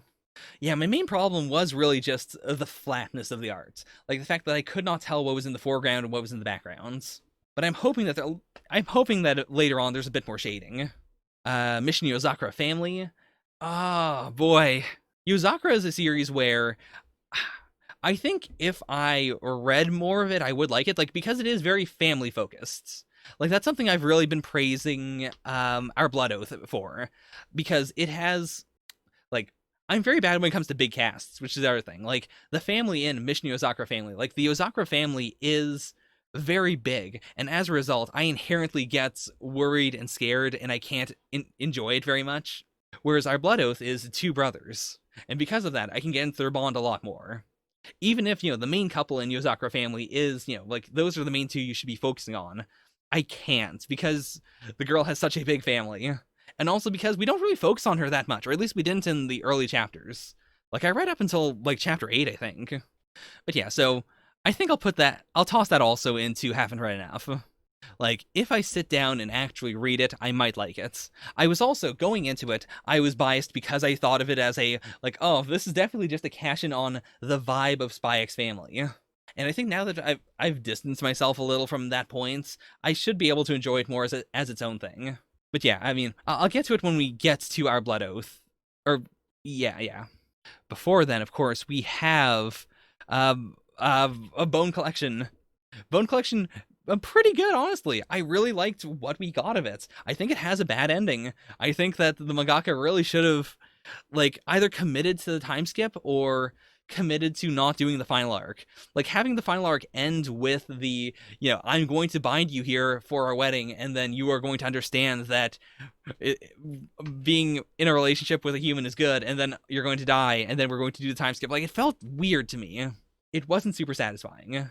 Novo, I think that's a really good... I really should just do Our Blood Oath after this. But yeah, I would 100% agree that Our Blood Oath should have put in chapter 1 what they put in chapter 2. Like, I wouldn't say they should have flipped it, but honestly, a flip might have worked. Like, chapter 1 was so generic, and it so did not focus on the family aspect, or rather, it tried to set it up as more of a twist, when I feel like they could have gotten a lot more mileage out of making it feel more normie, if they could have if they could have enjoyed the idea that, yeah, most people probably know what's going on here, so let's, just say that what vampires are. This is a yokai series. Instead of that, let's immediately establish the relationship between the two brothers. Because that's the other thing. Like, because they kept it so, mysterious, we didn't really get a good vibe for Ko's dynamic with his bro. Like, Shin and Ko have a really good dynamic. And in that first chapter, Ko comes off way more bratty, and Shin has less of a personality because he does just kind of bounce off of Ko. Whereas, like, going forward, I do think also the fact that the other chapters really focus on Ko is, it's refreshing. It lets him grow as a character very quickly. I should probably just put this down and move Our Blood Oath before I talk about anything else, because I like Our Blood Oath. I want to talk about it. I feel like I've got to put it in Too Soon to Tell, though. Like, as I said at the end of the reaction this week, it feels like we're going into an actual arc now. And this is going to be the point in which I figure out whether this mangaka can tell an arc. Like, whether they can actually tell a story. They've got the brotherly dynamic down. They've got a world that is interesting enough that I'm curious to learn, like, what are the vampiric monsters? Why do they turn into into crystals? Like, what's going on with the fact that when you kill them, you have to kill them in certain specific ways? Like, there's interesting stuff there. Nova, are you talking about Tier Maker? I can just, yeah, like, it's in the Shonen Jump channel. I'll just paste this here. Actually, if you scroll up, I believe there's a blank version that you can play with however you want. I don't know if this is the version you can play with however you want or not. Oh no, what did I do? Where am I? What am I doing with life? Okay, yeah. Our Blood Oath is in Too Soon to Tell, so I'll leave it there. Bone Collection, which I was just on, that's not Too Soon to Tell. I think Bone Collection is a solid C tier series.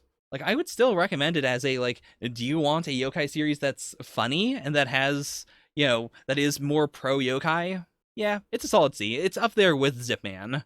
Like, in the same way that I would tell someone, hey, do you want a really cool Toku thing that looks cool? Yeah, Zip Man is, like, it's got a good vibe. Oh, Mitama Collection. A D. This does not feel fair. I don't know if it makes sense for you to put Mitama on the same level as Mashal. That feels sinful in a way.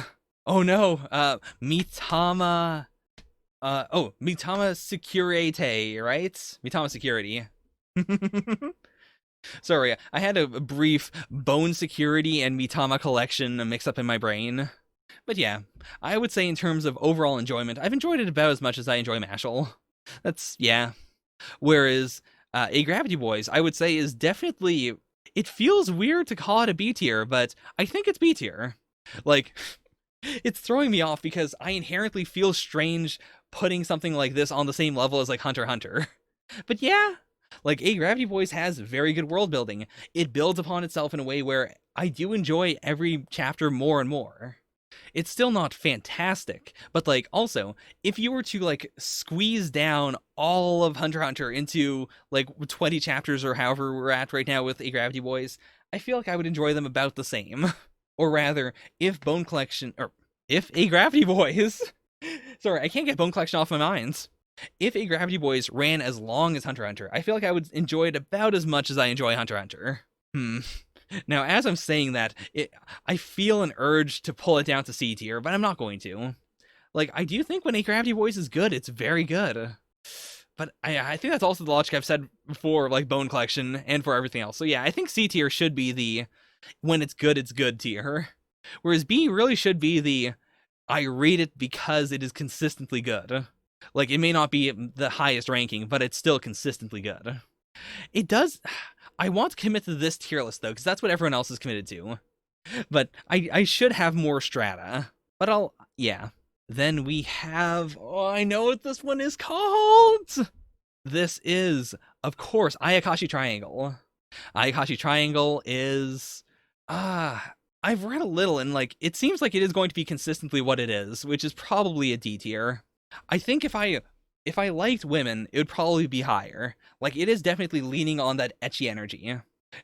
And it's leaning on both ecchi and yuri baiting, which is also weird. Like, I would definitely rank it at least a C, if not higher, if it committed to just, what if two women could date and it was fine?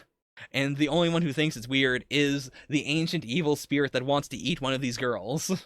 But yeah, like, if it committed to just being a Yuri series and Jump, I think that'd be completely fine. And, like, even with the, like, magical change, like, I think it's fine if it would be fine if it was a Yuri series where one of the girls was once a guy. I think that's fine. But it's the fact that even with that, like, the series feels this need to distance itself even more from its core premise. And to really dive...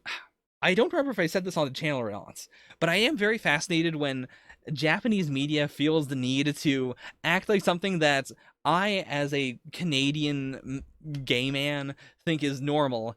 Like, when a Japanese series wants to treat it as if it is the most buck-wild, insane thing in the universe, it feels so bizarre. And that feels like what Ayakashi Triangle constantly wants to do. Like, the series thinks that the average reader is going to be completely befuddled by the idea of two girls having a romantic relationship. Like, to the point where it feels alien almost. I think that's the part. The weird part is that it is alienating in how strange it is. Like, I've read so many random series on Mangadex that have had that, that vibe of, this joke works because it is bizarre. But it's not bizarre. It's just something that feels weird to me, the mangaka, but no one else finds this weird. Me and Roboco, I think... Me and Roboco has to be a solid B at least. It has been consistent. Like, it is not a, it is what it is. It is not a, like, A Gravity Boys, or, like, it is such a cut above every other gag series I've read in recent memory. I think A tier is a little too soon, but, like, yeah, like, I would say also in my rankings generally, I mean, not this week. This week it is absurdly high, but I'd say usually it's hanging around where Dr. Stone is. And also, yeah, like, there's something about it that I think is a wild card. The wild cardness is why it's so good, but at the same time, it also makes it less consistently funny. You know? I mean, a part of it is also that it does a lot of references that I don't fully understand. And if I did understand every reference in Roboco, I feel like that would have elevated it to an easy A. But yeah, like, if I do this in 2021, first of all, I do 100% believe, like, of all the, series that started, like, in recent memory, I think Roboco's still gonna be around in, like, late 2021, like, 1 year later. I think it's still gonna be here. And I think it's going to be much better, like, after a year of iterating and throwing out new chapters and new concepts and stuff. So yeah, B now, with the potential to go higher. Time Paradox Ghostwriter is a D at least, maybe a C. There's something a little hollow about it. Like, let me put it at D right now and talk about it a little bit to see if it'll move up. I like the concept. I like a series in Jump talking about Jump. Yeah, that's really it. It had a real bad ending. And it had a bad ending that also kind of tanked the focus of the series. Like, a big part of why I enjoyed it week to week was also the question of, like, where is it going? Like, what is the series doing?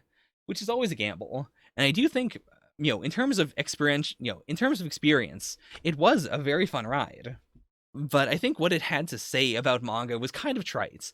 Like, it does end on a note of, everyone can enjoy manga and you shouldn't work yourself to death in order to make manga, which is fine. Like, I mean, especially for mangaka in Jump, I think that is actually a very important note.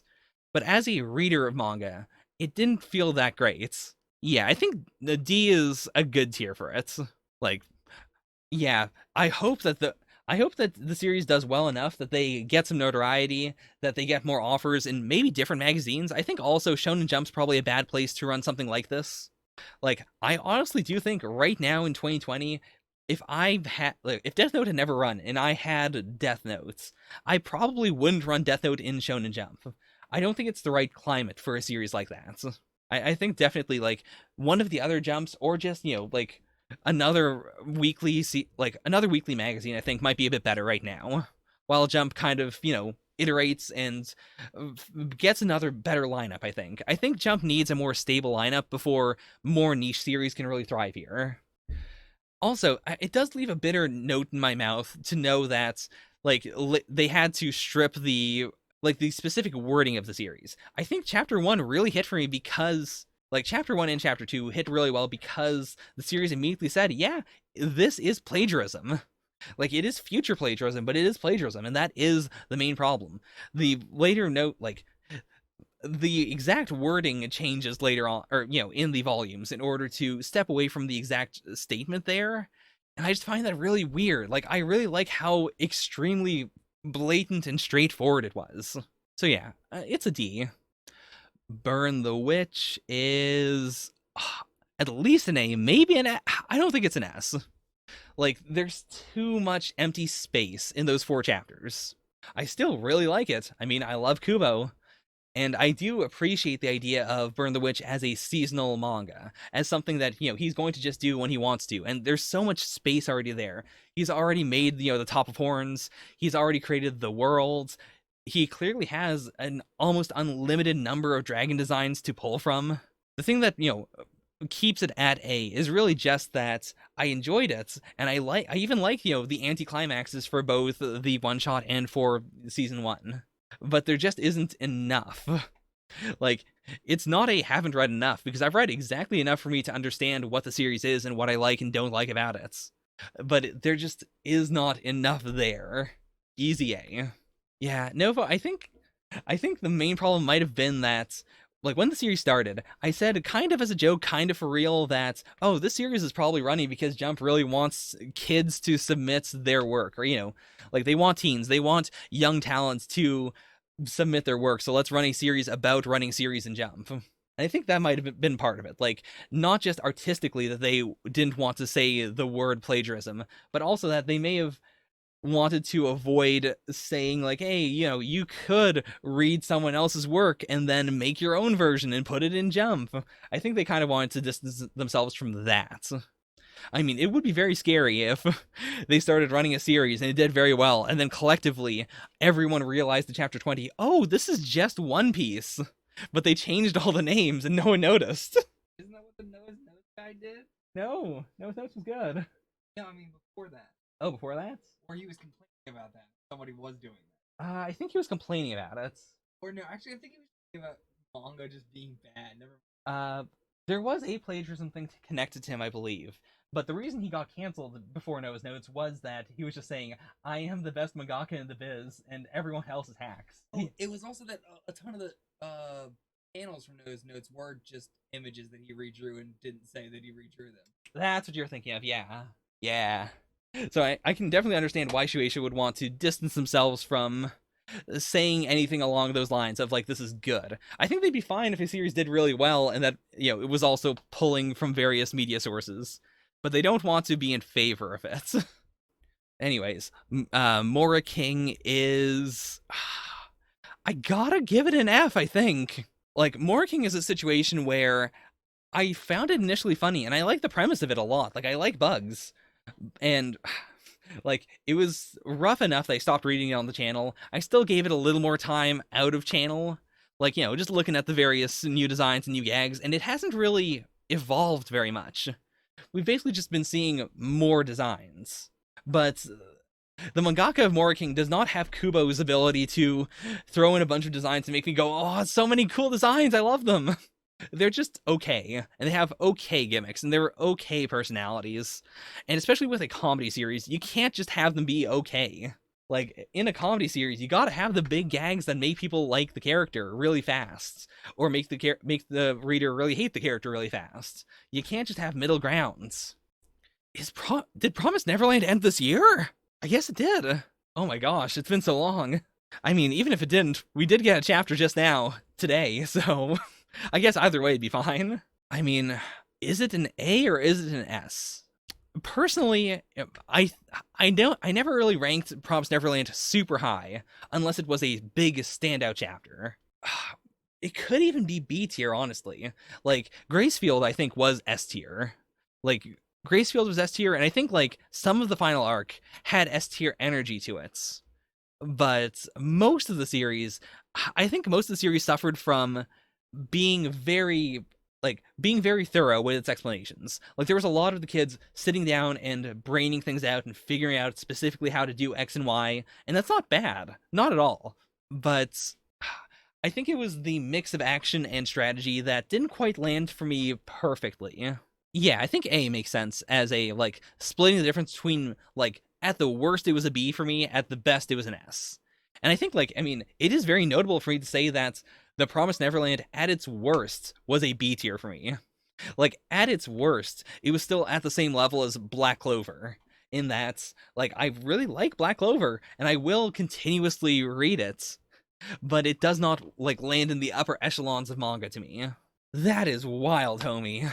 Like, that is such an insane, like, the giants are falling vibe. Act Dodge, actually. I'm gonna break from the pattern here to quickly grab Act Dodge and say that is a... like, as a series, I cannot recommend the series. As a series itself, I will give it a B. Like, Act Dodge and Black Clover were always the start of my reactions because they are a good, like, A and B. I really like them, but for very different reasons, and they rarely, if ever, like, jumped into the same tier as something like My Hero or Dr. Stone or Undead Unluck. So I'll leave it at that, and I will say, you know, this is not a recommendation for Act Dodge, even if it is up here. Like, just because I do not want to support the writer. One Piece. Oh boy. I mean, One Piece for me, I think, is either an A or a B. I think it's gotta be an A. Like, it's not an S tier. It is not something that I think is perfect. Like, even Undead Unluck and Chainsaw Man are not perfect, but there's nothing I would change about them. Whereas with One Piece, I feel like every arc, there are definitely things I would change. It is much like My Hero in that sense. Like, My Hero has, definitely shifted to a focus that I like a lot more. Whereas One Piece kind of shifts around from, like, stuff I don't like to stuff I like. And I think that's fine. It is, like, it has its own personality. Oh, yeah. I mean, I really do like Eye Patch Wolf, so I'm quite excited to see his recap. Oh, I should probably save this as well and then redo it for, like, at the end of the year if we have any new series that debut. But yeah, One Piece, solid A rank. Can't be upset with that. It is on the same level as My Hero and, like, Burn the Witch. Yuna and the Haunted Hot Springs, I cannot say I haven't read enough of this. I have read 4 volumes. I still have more to read, actually. Like, a lot's come out that I haven't checked out yet. But it's fine. It's definitely not a D tier. I do genuinely enjoy the jokes in the series. I enjoy almost all the characters. Like, the only character I don't really care for, I think, is the girl that was introduced in Volume 4, and even then, like, we haven't really seen very much of her, so whatever. Oh, is it a B or is it a C? I'll give it a B for now. Like, I do think also it has the full package of really good action at times, really good, like, comedy. It has a vibe that I think I could read continuously. Yeah, Yuna's a B tier. Whereas, as much as I like We Never Learn, am I going to say that We Never Learn is a B tier or a C tier?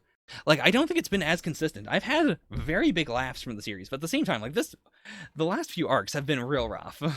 Yeah, it's gotta be a C. And at the same time, like, while I did enjoy the series quite a bit, especially in, like, the middle, I think the ramp up was a bit bad, and I think, like, the last few arcs have been very bleh. They've been kind of falling flat for me. So C makes sense. That feels so sad to me, though.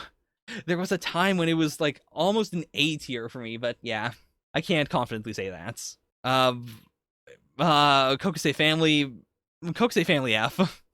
It's not too soon to tell. I know what Kokusei Family is right now. Like, there's no way the Kokusei Family is not... I mean, it could turn it around, but right now, it's an F. Haikyuu, haven't read enough. I've read, like, the first volume, maybe, like, half of the first volume, honestly. I've heard good things, but right now, it's too overwhelming in terms of size, and also, I don't really care for most sports series. And then Dr. Stone, I can't believe Dr. Stone was last! I ranked these in a very strange order. But yeah, Dr. Stone, either it's B or A. I'll give it the A for now. Like, I do consistently really enjoy it. Yeah. Like, every once in a while it kind of dips down a bit. Like, the Island arc was more B, but right now, like, America has been really elevating it. There hasn't been a chapter in America that I haven't really liked. So yeah, let me save this real quick. I guess I'll just download the image and then remake it later. Because I don't want to make an account right now. Well, I'll keep the tab here. I'll make an account once the stream's over. But yeah, my only S-tier series are Undead Unluck and Chainsaw Man. I mean, I feel like my rankings, if you were to, like, pull all of them and, like, throw them all in an Excel spreadsheet or something, I think they'd be more or less like this. Honestly, the major upset might have been Promised Neverland. I feel like when the series was running, I ranked it fairly low, and that's because it is more of a slow burn, but I did really enjoy it. Like, even if each of the individual chapters were not mind-blowing, it all added up to something that I find very fun and very comforting. No, damn it. No. Stop. Don't you dare. Do not dare. But anyways, that is the tier charts. Ooh. Let me pull this up real quick. Why not? I can do what I want. Voice chats. Where does the ranking go? I mean, this was a fun ranking. You know what? Wow. This is a very powerful silent recommendation for Mission Yozakura Family. I don't think it's going to be the kind of series I would want to even read on stream, but I might read it myself privately now. Like, hot dang. And, like, One Piece, I would never, like, trash anyone for putting One Piece in their S ranks. Absolutely. Yeah, everything else, Jujutsu's an A, really. And now I'm even more excited to watch the anime. Yeah, the rest of these can't really... First of all, I appreciate the F plus along with the F. Makes sense. And I think bad newspaper comic is the best way to put it. Like, it really does... It does feel like I'm at my grandma's house, and there's nothing to do. She doesn't have a TV right now, because, you know, it was early 2000s. and I'm picking up her newspaper, and like I should tell you, my grandma lives in New York. So at the very least, I always had the novelty of like, oh, she has New York, like she has American newspapers and American like Chatterlane and American cooking books. But yeah, this definitely feels like a flip to the funnies in the newspaper, and this is here, and it's like, oh, isn't it crazy that my dad is at my high school? Sure, let me pull this bad boy up. Yep, as expected. As expected. Yeah. I mean, Samurai 8 being a B tier is also quite comforting. Samurai 8 is short enough that I might read it on stream. Maybe. Okay. Makes sense, makes sense. Yeah, like, even with your Fs, like, I wouldn't have put, yeah. Like, I get Black Clover in D, I get Time Paradox in F. Like, yeah, it's fine. And I do really respect your choice of, yeah, like, saying, like, a lot of these are I haven't read enough, which is completely fine. I think it's honestly much weirder to have read everything in Jump, or to have read enough of everything in Jump to be able to form an extremely strong opinion. Like, ideally, you probably shouldn't be reading everything in Jump. But yeah, fun bonus segments. Before I go into the author comments, I should rank the Shonen Jump 2020 tier lists. By the way, I do really appreciate that I can just put it on screen and you can see it now. Also, this is a little silly, but everyone in chat, if any of you if you've been watching this all and it's all been backwards, let me know. I'm 99% sure that's not going to be a problem. It seems like right now, like, old versions of Discord still had them flipped, and right now, if I check my own preview, it's gonna look flipped. Yeah, but for everyone else, it should be fine. But, you know, just in case, I would like to know. I don't know, like, no, I'm not dunking on anyone, but I feel like some of you are too nice, and you would have just been like, oh, you know what, it's fine that it's backwards. I just have my phone, and I just hold my phone up to a mirror in order to understand what you're looking at. But anyways, that was very fun. I can't lie. I probably should have done that near the end of the year. Feeling a little, it feels a little weird that I did it right now in October and not in December, but still fine. I'll slap it between Chainsaw Man and Dr. Stone, I think. It was fun, but it was also mostly a nostalgia trip. Okay, time for those author comments. Are they still in the Visored arc on Blu-ray? What is happening? Oh, also, I saw the volume for Moriarty the Patriots. It doesn't seem to be, like, on Jump itself. Like, it seems like it's a volume exclusive, but I might check that out at some points. I think the cover looks cool. Also, just so you know, Novo, you especially probably know this already. You can buy all of Robot Laserbeam, volumes 1 to 7. They all came out. I mean, they're all digital only, but still, you can get them if you want. They finally exist. Like, Viz is now acknowledging that Robot X Laserbeam is a thing that exists in the world that people might want to read. Also, if you want to read just the the author note at the start of each volume, you can see those in the free preview if you want. I don't know why this would be the only thing you want from the volumes, but you can get it if you want. But yeah, I'm probably not going to pick them up, but I'm very happy that they exist in a forum that people can read now. Like, officially. Okay, that's it. That's enough of my talk about volumes that exist now. It's time for author comments. Yeah. I mean, also, Novo, I respect your game. I respect the fact that you will support the things you love. You are telling Viz right now you did a good thing by releasing all of Robot Laserbeam. At the very least, I'll probably buy Volume 1, just to say, like, yeah, it's a good series. I like it. I wish it could have gone on for some more. I mean, they do look at sales figures and, you know, factor that into stuff in Japanese. I don't know if that would possibly lead to the mangaka getting another, like, serialization, but I'd be down with that.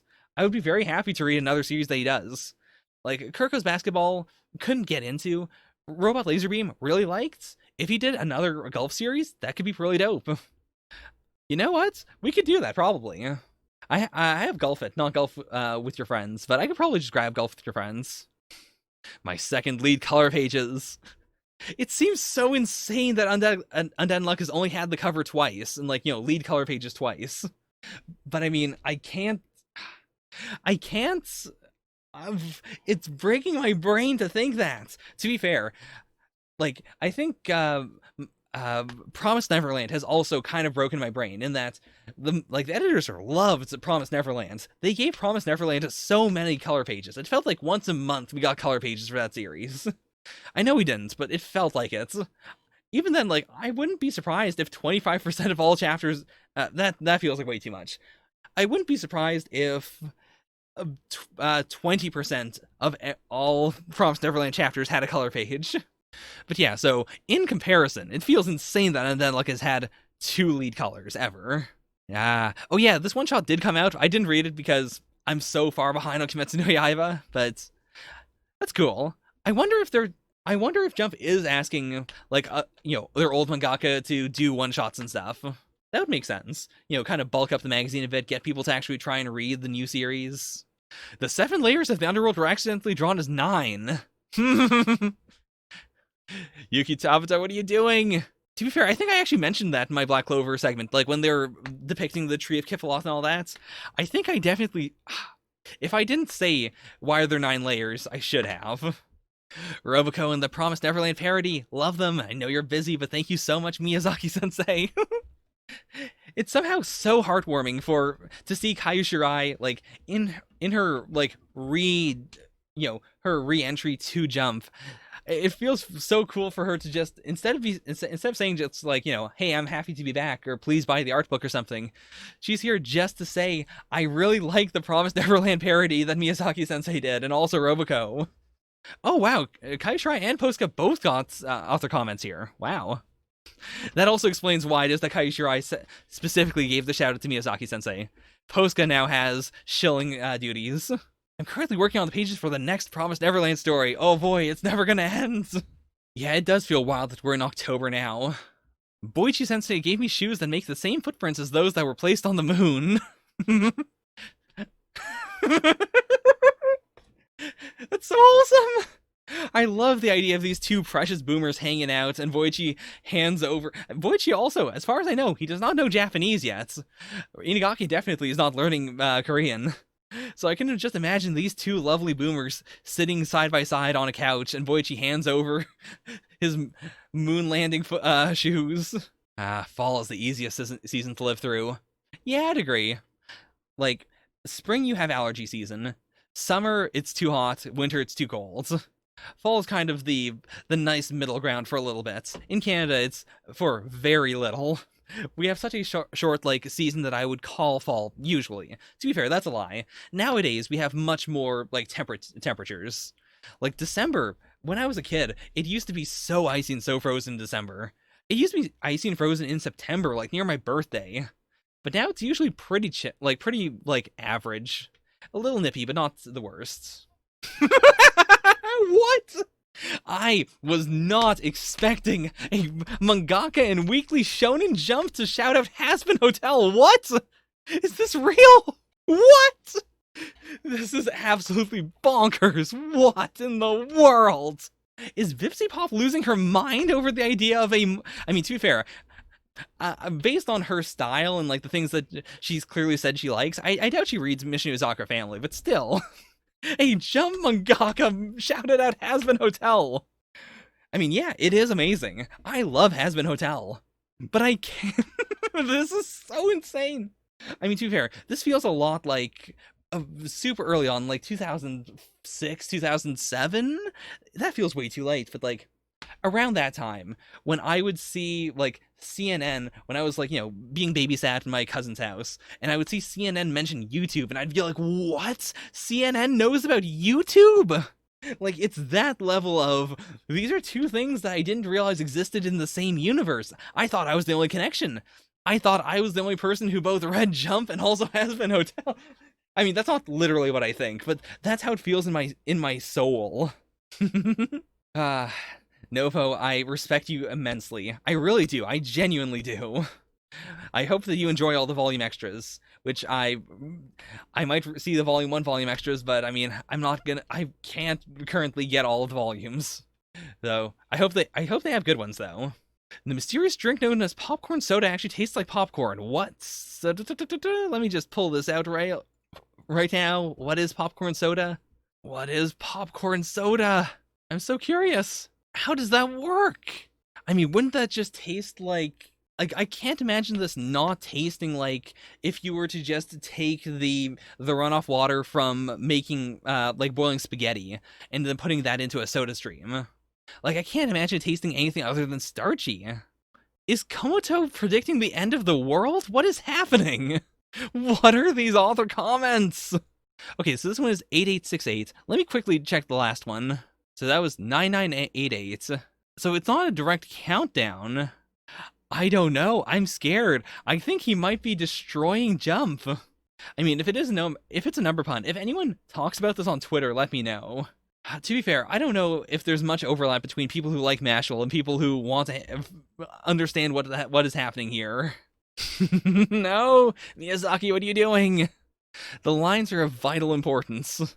They are the only thing that separates Mako and Roboco from just normal people. I mean, I've seen every like I cannot bring myself to like wait for Tenets to come out on Blu-ray, but I also can't bring myself to go to a theater and die of COVID.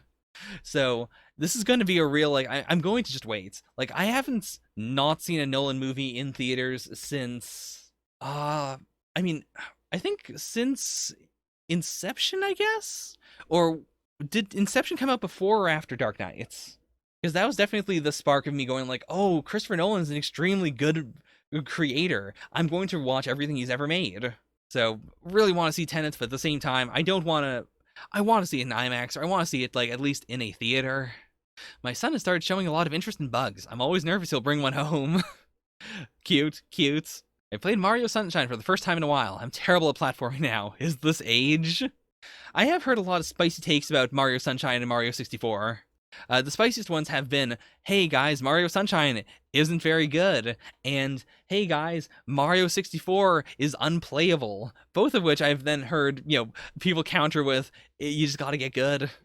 And to be fair, I think that is actually, like, except for the most buggy platformers, I think you can counter most platformer problems with just get good. That kind of is like a staple of the genre. Like, just platform better. Kentaro Yabuki shelling once more. More bonus pages for Blue Exorcist Volume 26. Still gotta eventually catch up with Blue Exorcist. I think the flashback's finally over. It's been like 3 years, but I still don't know if it's over. Also, I have caught up with Platinum End. It feels like at the very least, if the series is not over with next chapter, it's gonna be over pretty soon. Still can't recommend it. Like, I do bursts because it's a monthly series. Like, because it's a monthly series and because of the way the series is, it's very easy for me to, like, set aside 1 day a year to catch up. And, yeah, I don't know what's going on with Obata and Ova. I mean, at the very least, I'll see it through. And if they make something else, I'm definitely going to check it out. But, yeah, when it was 99 cents a month, I used to not. Or I think for a while I pirated it, and then once it came out on like the new Viz, at that point I caught all the way up, and then I've been checking it out like I'd say once or twice a year. Twice a year makes sense, like every 6 months or so. It's kind of what I'm doing with Jojolian, to be honest. But that is the end. That is all of Weekly Shonen Jump. Author comments are not good. I'm gonna slap those right below the bonus chapter of the Promised Neverlands. So this is nothing is below author comments tier this week. Author comments really is the ultimate barometer of, if something is below author comments, I do need to revise whether I should be reading it at all.